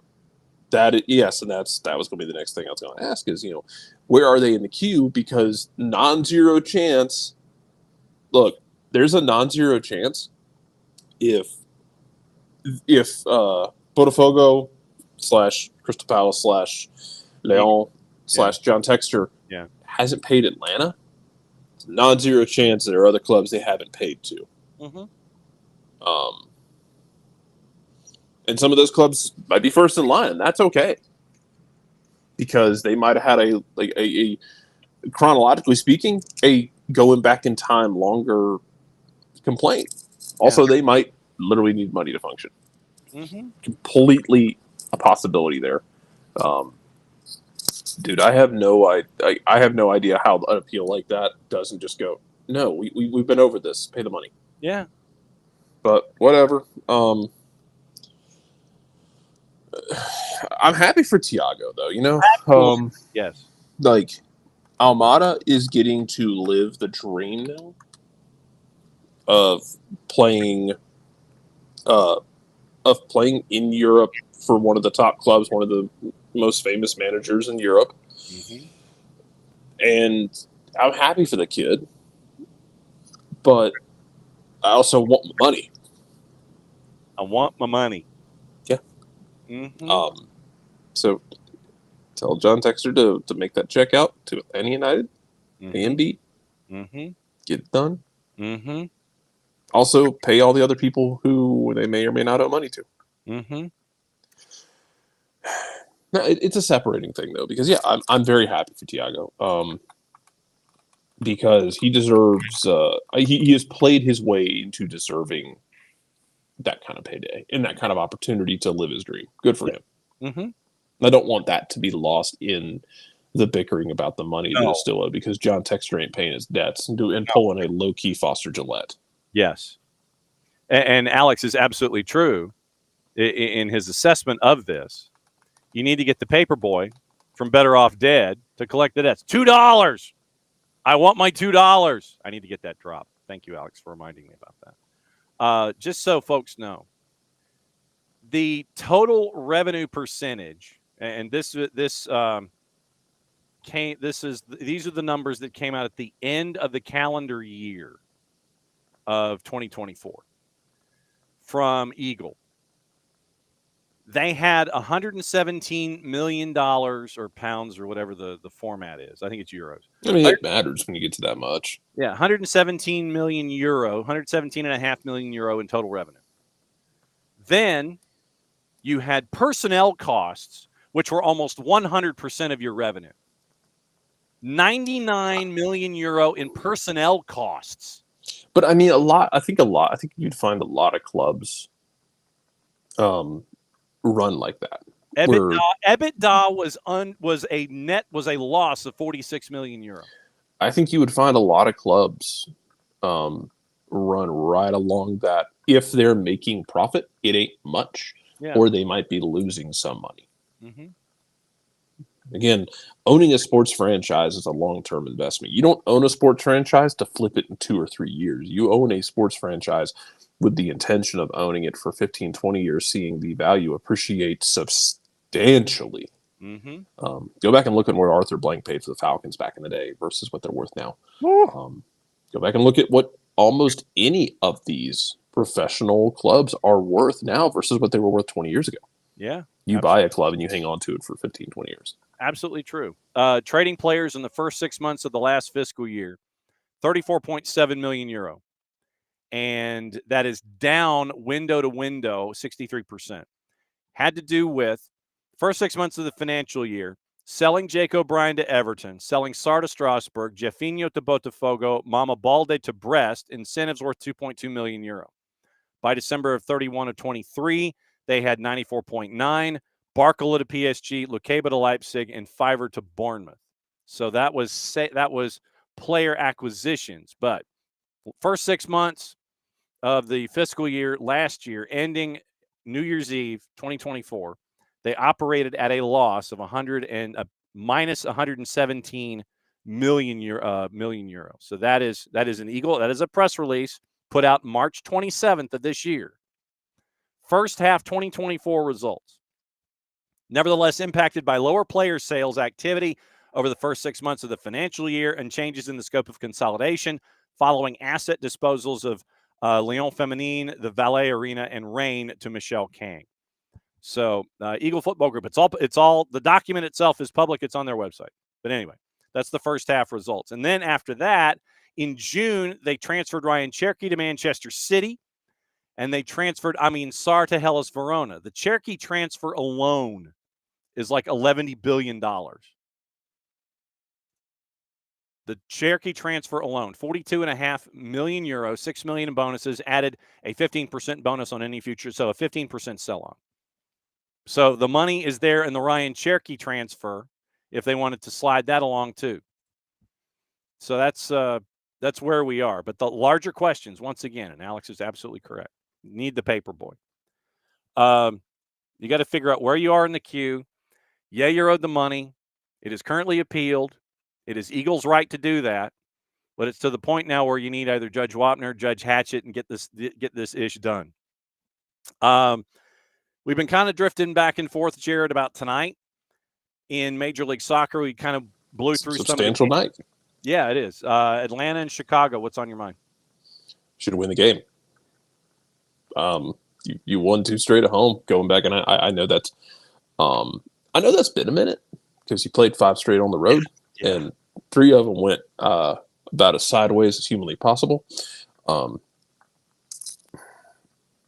But you pulled 2 draws out of the last 2 of those, which is better than losses. But you have to basically win all your home games. Mm-hmm. If you want to not even make the playoffs, but be in the conversation for like in the hunt.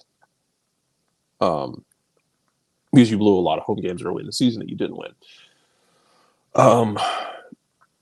It would behoove you to win this game. How you do that? That's a great question. That's a great question. I think it seems like the last I've heard, it seems like Brad Guzan will be back for tonight. Although Jaden Hibbert made a great impression for his future. Yes. I know we got real intimate yesterday in our discussions about who should be coming back versus who should not be coming back for Atlanta next year. But as for the guys you have there now, I'm still of the belief of play the kids. Yeah. It sounds like I think Derek Williams is getting back in practice. I'm interested how you slot that back line together now, because you've given up 1 goal off of a set piece, and granted, DC and Toronto are not exactly offensive juggernauts. Yeah. But you gave up 1 goal off a set piece from those, and in one of those, Efrain Morales was arguably your man of the match. Yep. Do you go back to the bench now for Derek Williams? Do you keep him in there? I mean, but if you go 3 at the back, when you were going 3 at the back and it was working, Matt Edwards was playing as a right side center back. Mm-hmm. And basically had that damn thing on lock. He put that position in the silent recliner. Yeah, he did. So do you go back to 3 at the back and figure that out? Maybe Derek playing in the middle, kind of playing, tank commander. Mm-hmm. Do you stick with 4? How do you play this? Because I don't know. I don't know how you want to line this up if you're Atlanta United against a Chicago team that would leak goals, Mm-hmm. which would be great if Atlanta had a functioning offense despite spending all the money in the coffers. It would be great for you to put up 3 or 4 goals, and I think Chicago will give you the opportunities, but you actually have to take them, and Atlanta has not been consistently good at taking them. So it was you're dealing with in Chicago, and it looks like we might be getting Kieran McGuire on the show next week to talk about economics. Derek, not a pleasant thought from Derek on the Magic 8 Ball. Last time, I'm not gonna. I try and be leaning more to the optimistic side of things, while keeping it in the realm of realism and trying to thread that needle. And it's tricky sometimes. Mm-hmm. But I don't blame people for feeling that way right now because of what you have been given this year. Yeah.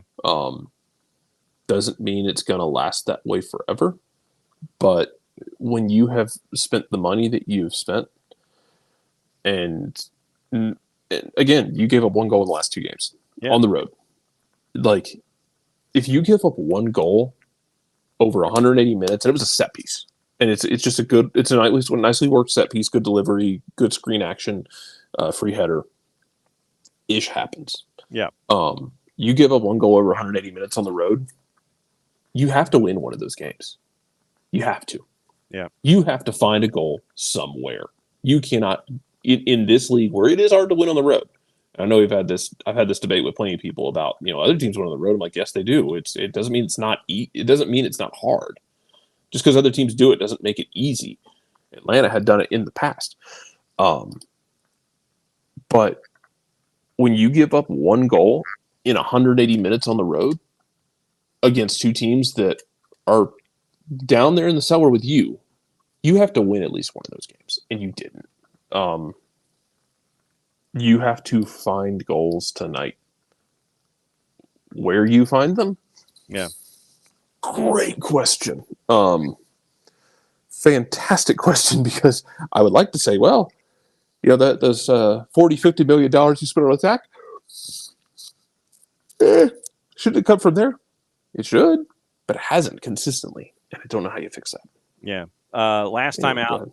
No, I was going to say last time out, Chicago initially allegedly lined up in a 4-3-3. But like I said, that's just staring at a graphic because you know that things are going to change once the whistle blows. And it was a matchup where San Diego went to town, and Hugo Kuipers, obviously, you're sitting there, and it's like, okay, it's Kuipers, Zinkernagel, Gutierrez, and it was a 4-3-3 last time out. So it was Gutman, Elliott, Rogers, and Barroso at the back. Midfield, Gutierrez, Mauricio Pineda, who's been a pain in the butt in the past, and Orahel. Then three up top, Bamba, Kuipers, Zinkernagel.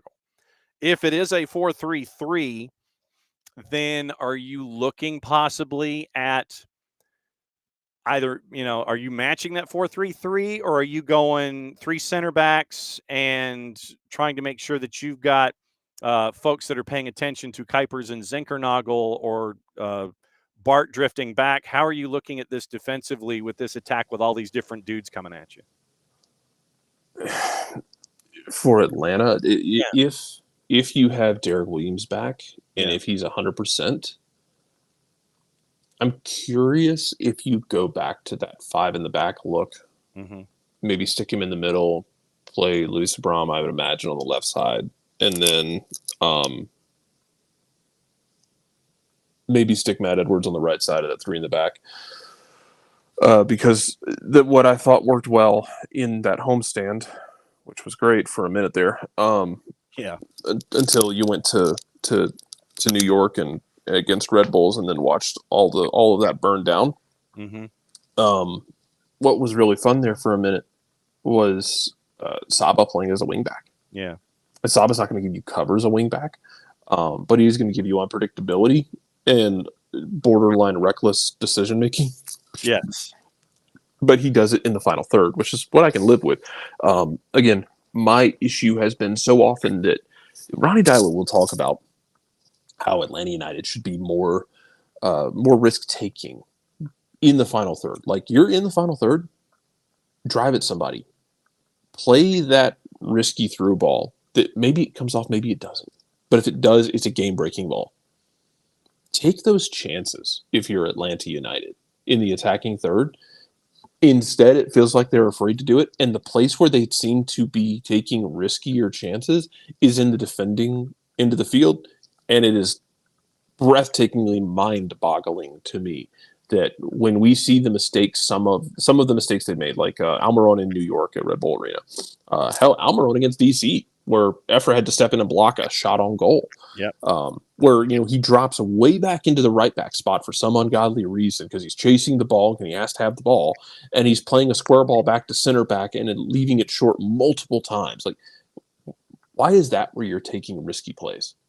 Why is that the place you're making decisions that are not safe? And I get it. When you're playing out of the back, like, you are going to take risks. But the fact that you're doing it there and basically almost refusing to do it in the attacking half it makes my brain hurt. Yeah.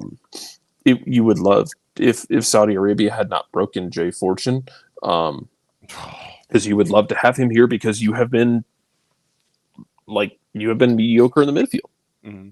Like DC is paying a DP wage for a guy in your midfield who has not been the difference maker that you necessarily need him to be.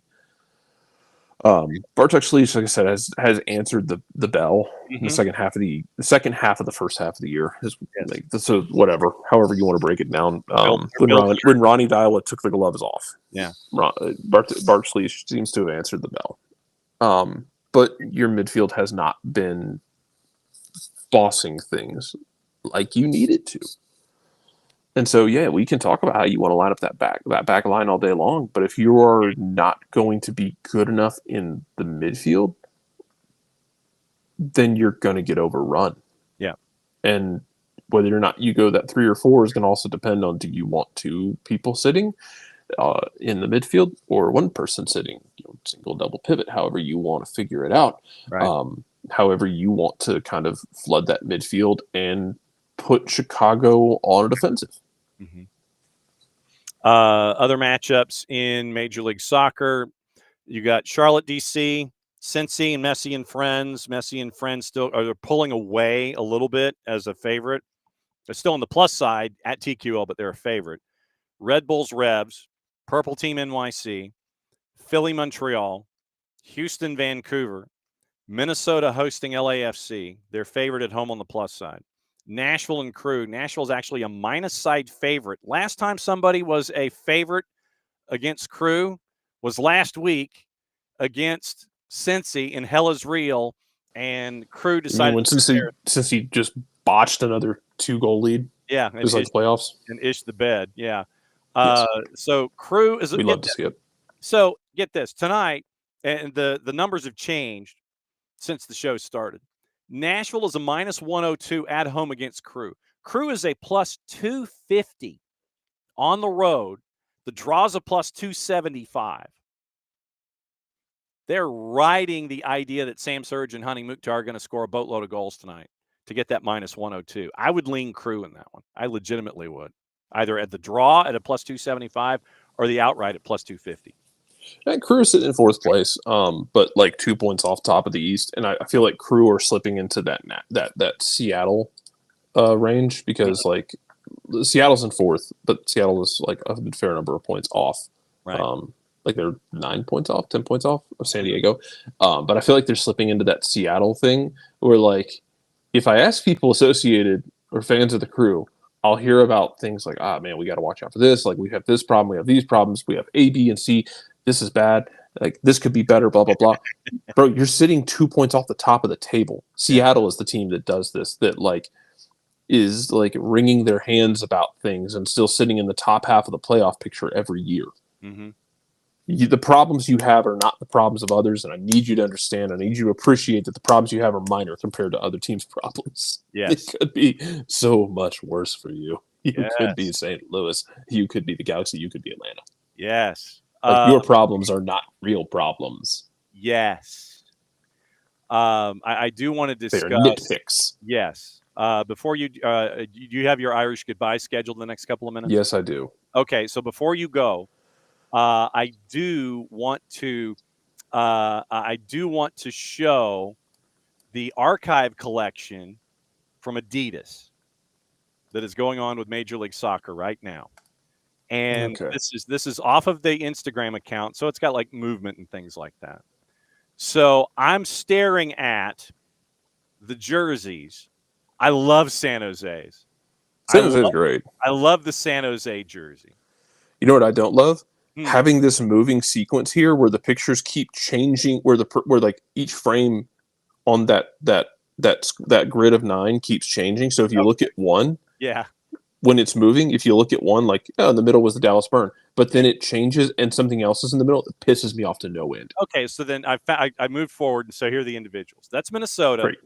Minnesota. It's a throwback. Yeah, it's a throwback to the Kicks jersey. NASL days. All right. Rapids, they went with the green, which was a good play. It is. Rapids man with pride. Yes. Rapids man with the green. Charlotte, do they deserve an archive? Yeah. They're not old enough. I mean, we did the same thing with Tampa Bay Rays. So like when Tampa Bay wears a throwback that isn't the 1997 throwback. Yeah. That was white with rainbow and the manta ray on the front of it. You know, the manta ray was the best look. I still have the golf shirt. The hard hat Crew jersey is always stellar. The Orca for Seattle. Orca's a good throwback logo. The little cartoon Orca is always fun. Yes. I like the shoulders on it too. Yeah. It's different. Yes. Dallas Burn always clears. Yes. Great. Yeah. Dallas Burn right there. That always works. And I've got a Dallas Burn sweatshirt somewhere. DC United went basic. Love this Jaime Moreno era. I understand that.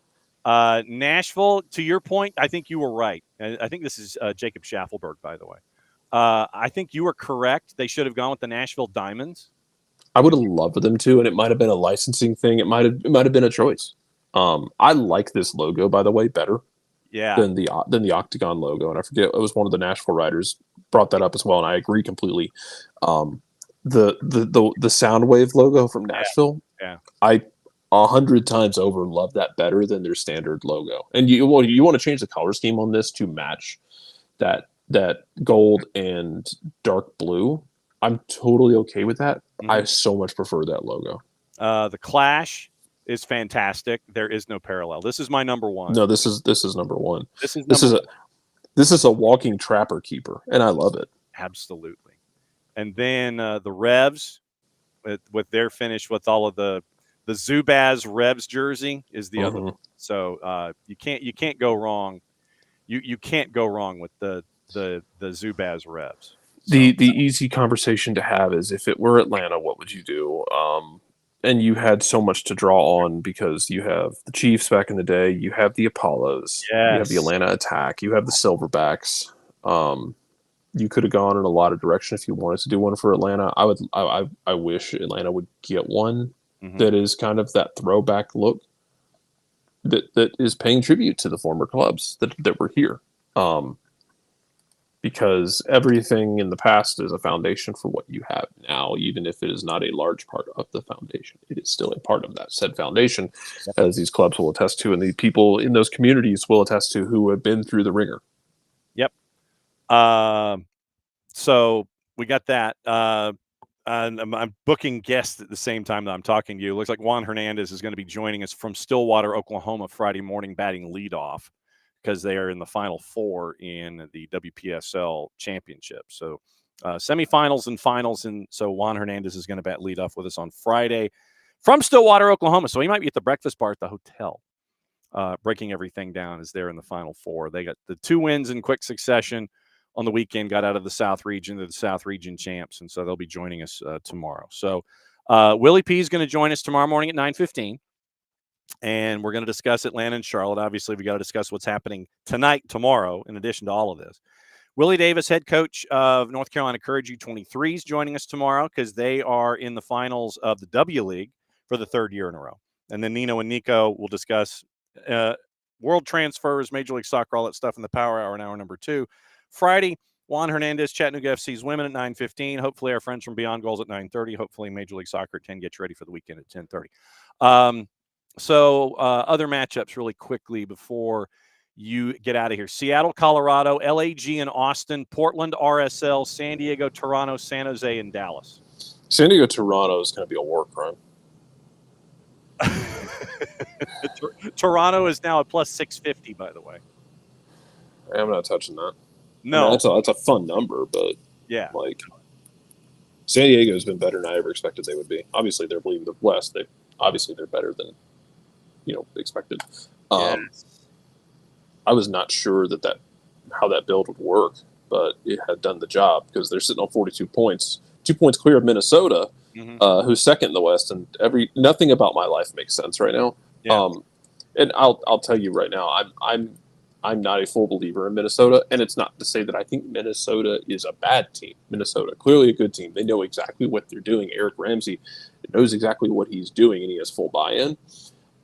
My concern with Minnesota remains that when you get to the playoffs and teams get more pragmatic and cagey, I want to see what they do, because they thrive so much without the ball that if they get in a situation with another team that basically dares them to carry the game, I want to see how Minnesota does with it.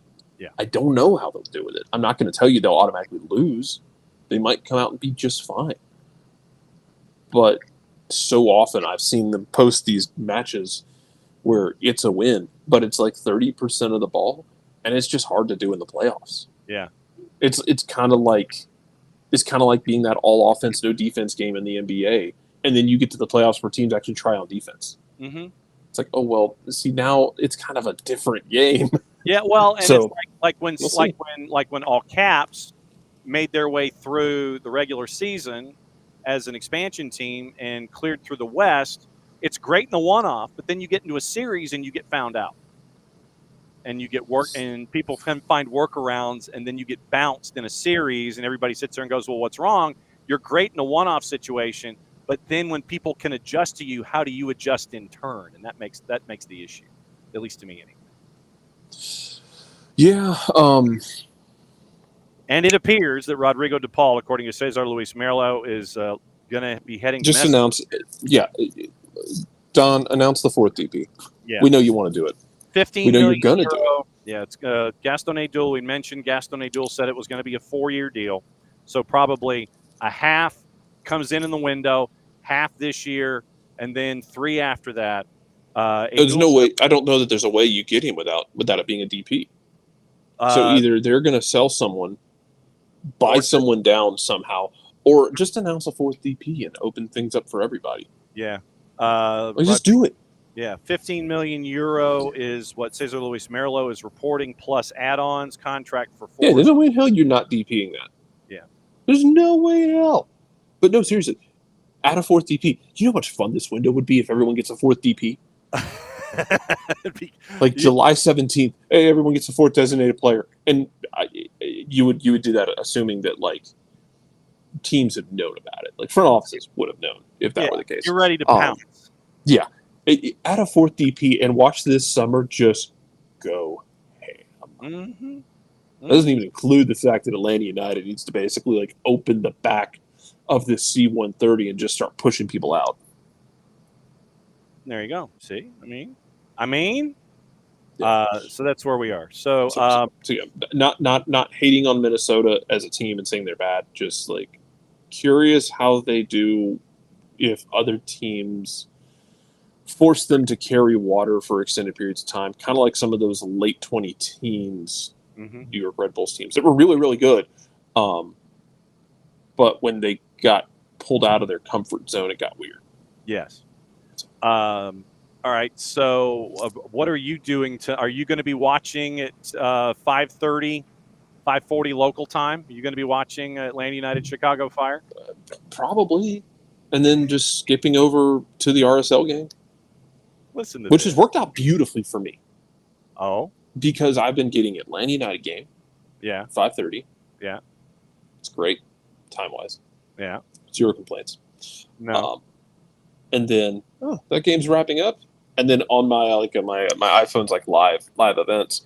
As that game is wrapping up, I get the little pop-up of starting soon. RSL, I'm like, hey, baby.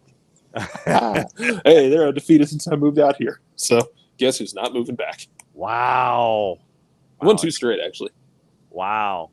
Hey, Willie Agata scored last week. Yes. Yeah. So tomorrow it is Willie P, Willie Davis, Nino, and Nico, and we'll talk about Atlanta United and other things. Let me go through transfers and what to watch, and we'll be back at it again tomorrow, eh? All right. I'll see you. Thanks, dude. That's Jarrett. So Jarrett comes in and crashes the party. What to watch, where to watch it, how to watch it, and your gossip, rumor, and innuendo. Liverpool expected to rival Newcastle for Hugo Ekitike. We mentioned that with Dylan. Mentioned that with Alex. Isak, not for sale in this window. Apparently, possibly, probably, that's according to Sky. But once again, we talk about the $120 million. Magpies feel the leaking, according to the Telegraph. The Magpies feel the leaking of the £120 million interest into the public domain is intended to unsettle Alexander Isak.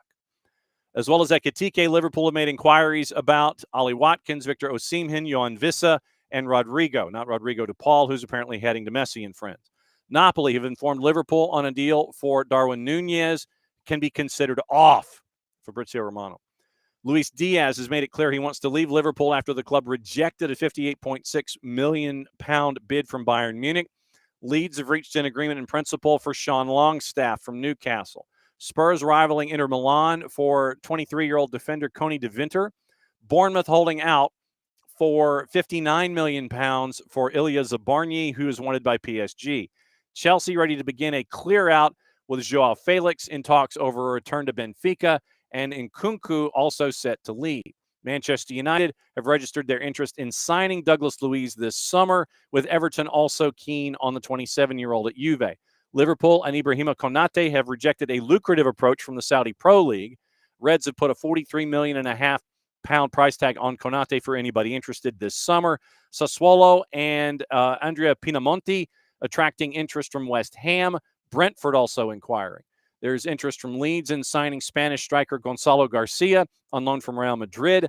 Nottingham Forest have made Villa's U21 midfielder Jacob Ramsey their number 1 target in this window.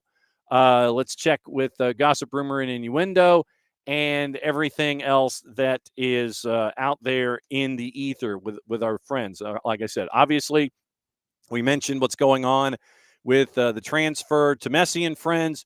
UEFA has banned FK Arsenal Tivat for 10 years from European competition, requested FIFA upgrade the suspension to a global one, follows charges against the Montenegrin club for match fixing. We mentioned the approach for Ekitike by Liverpool, leading target if Isak is not possible. Liverpool have approached both Newcastle and Frankfurt to understand both situations. Isak is the priority, according to Ben. Liverpool quickly will proceed with Ekitike if they determine it isn't possible this summer. Newcastle have had a $70 million Ekitike rejected, still trying to agree to a fee. Liverpool ready to advance on Ekitike quickly once they determine Isak's clarity. Richard Hughes to make the final call soon with input from Michael Edwards. Also, Ipswich rejected multiple approaches from Brentford yesterday on Omari Hutchinson. Hutchinson had a £35 million delegation clause valid until 5 o'clock yesterday or today. Brentford chose not to trigger, failed to get close to the payment terms despite matching the valuation. Ipswich clear in talks a significant portion of the fee required up front. Brentford still wished to try. Ipswich wanting to stay. Talks expected to continue. Liverpool pushing to sign Salford City striker Will Wright for a six-figure sum. Several Premier League clubs are interested. Liverpool advanced. Also true, Arsenal are recently in the mix. Both clubs pushing to get a deal done.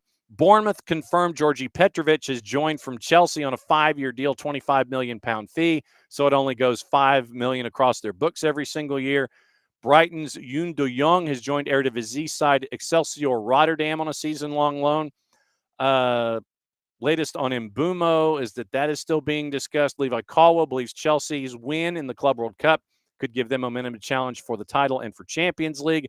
Villa interested in Garnacho. Sunderland exploring a move for Leverkusen's Granit Xhaka.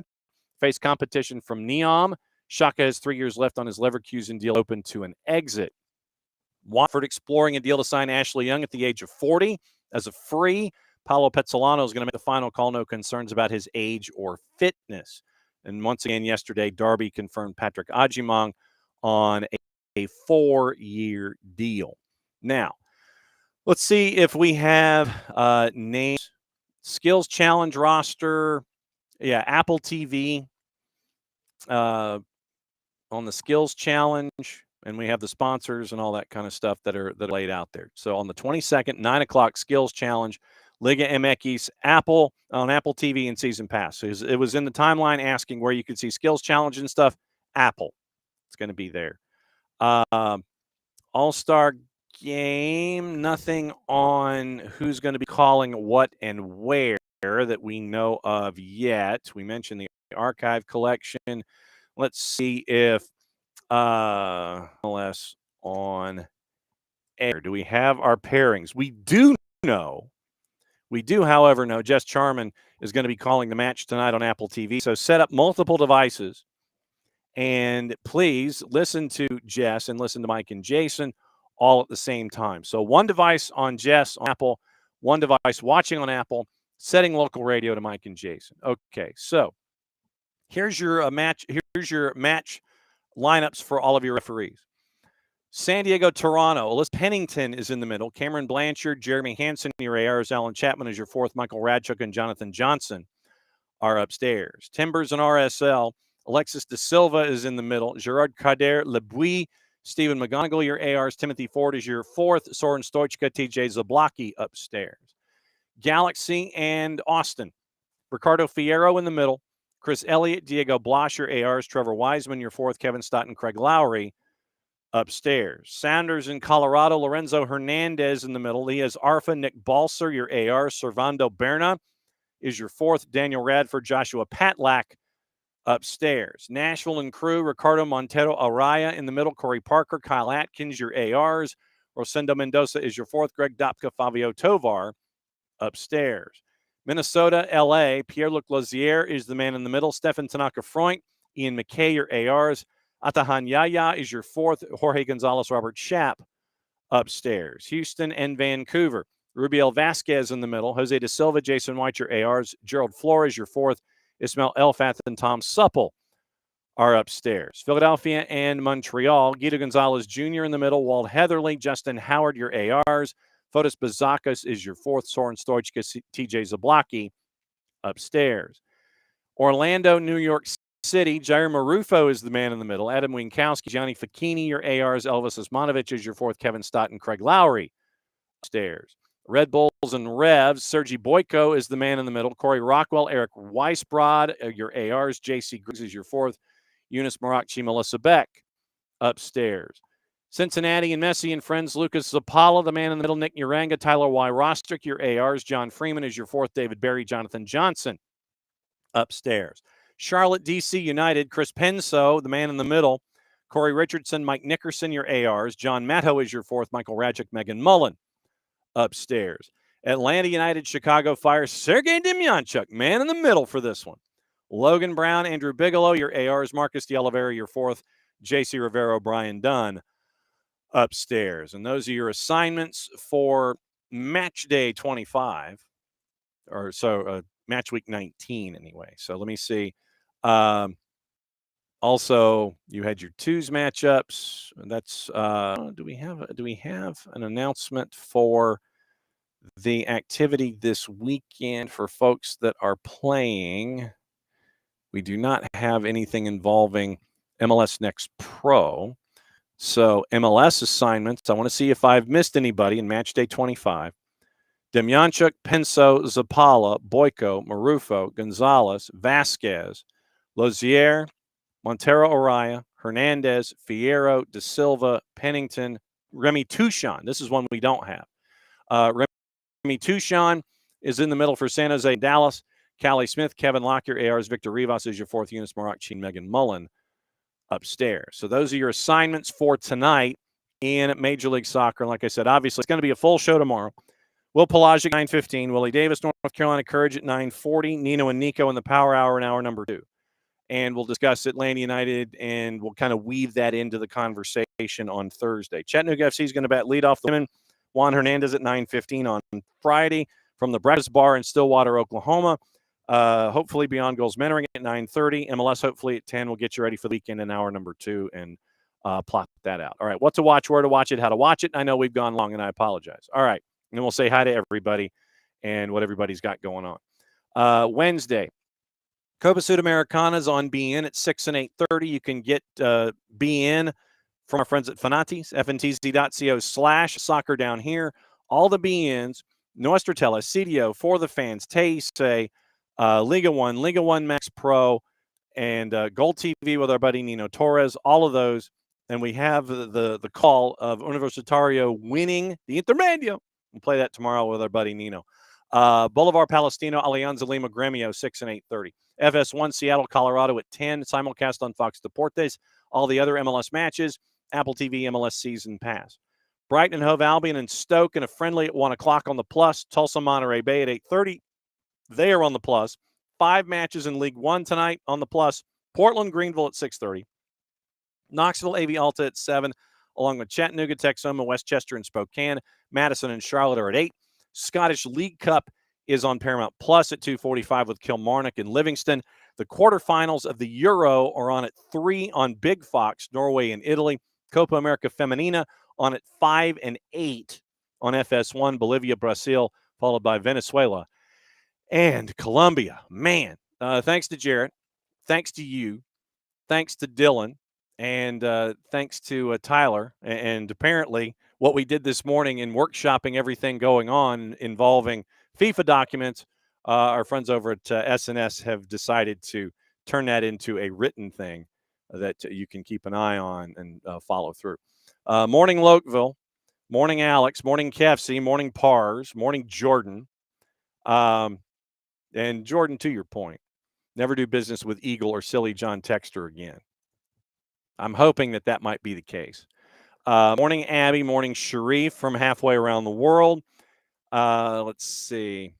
Morning, Lokeville. In Lokeville with the legal documents down here. In U.S. law, the party that drafted the agreement does not get to agree ambiguous language in the agreement or argue ambiguous language in the agreement. I'm guessing it was somewhat either Argentine, Swiss, or both. Let's see. Pars with the math. Kefsey, Abby, more Lokeville, morning 4 card. Let's see. There's Abby, and there's more Lokeville. Yeah, did 17 know about Ajimong and the hernia. Yeah, and holy subtext Batman. Alex, Abby. Oh, Abby, before we go. The Sports Broad Drive, I think, is not this Saturday, but next, I believe. Drop off a new Sports Broad, the pre-match tailgate, lot 17, the faction tailgate, 501c3. Mission to increase access to sports and normalize needs and experiences of female athletes at all levels of play in all areas of sports.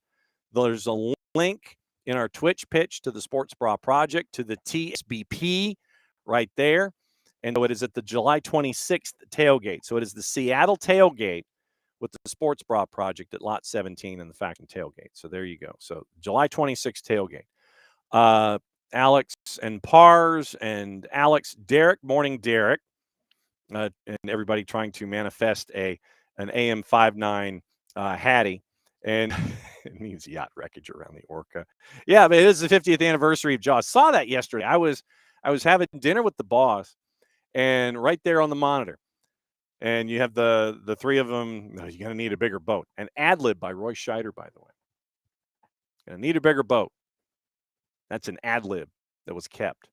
Back at it again, 9:05 tomorrow morning, and we will chop up the segments of the show, and you can go ahead and listen as you go. But yeah, we'll have the legalese down here, and we'll have what we had with Dylan with the preview. You can listen to all that. You can listen to the show, rewatch the show, and thanks to all of you folks for being a part of it. However you are accessing us, large device or small, on the YouTubes, on the X, on the Twitch, or on audio.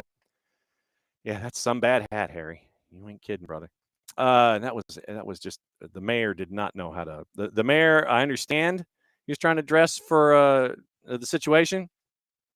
Needed a better tailor. Anyway, back at it again, lesson 22. Since it is the end of the show, we'll be back at it again tomorrow, covering everything in the midweek. Get you ready for the weekend early and often. It's the end of the show. That means I get to do this. Play it safe, everybody. Be safe. We'll see you at Mercedes-Benz tonight if you're here in town. Watch, listen, be a part of it. We'll talk about it all tomorrow. Play it safe. Much plot, y'all. Bye.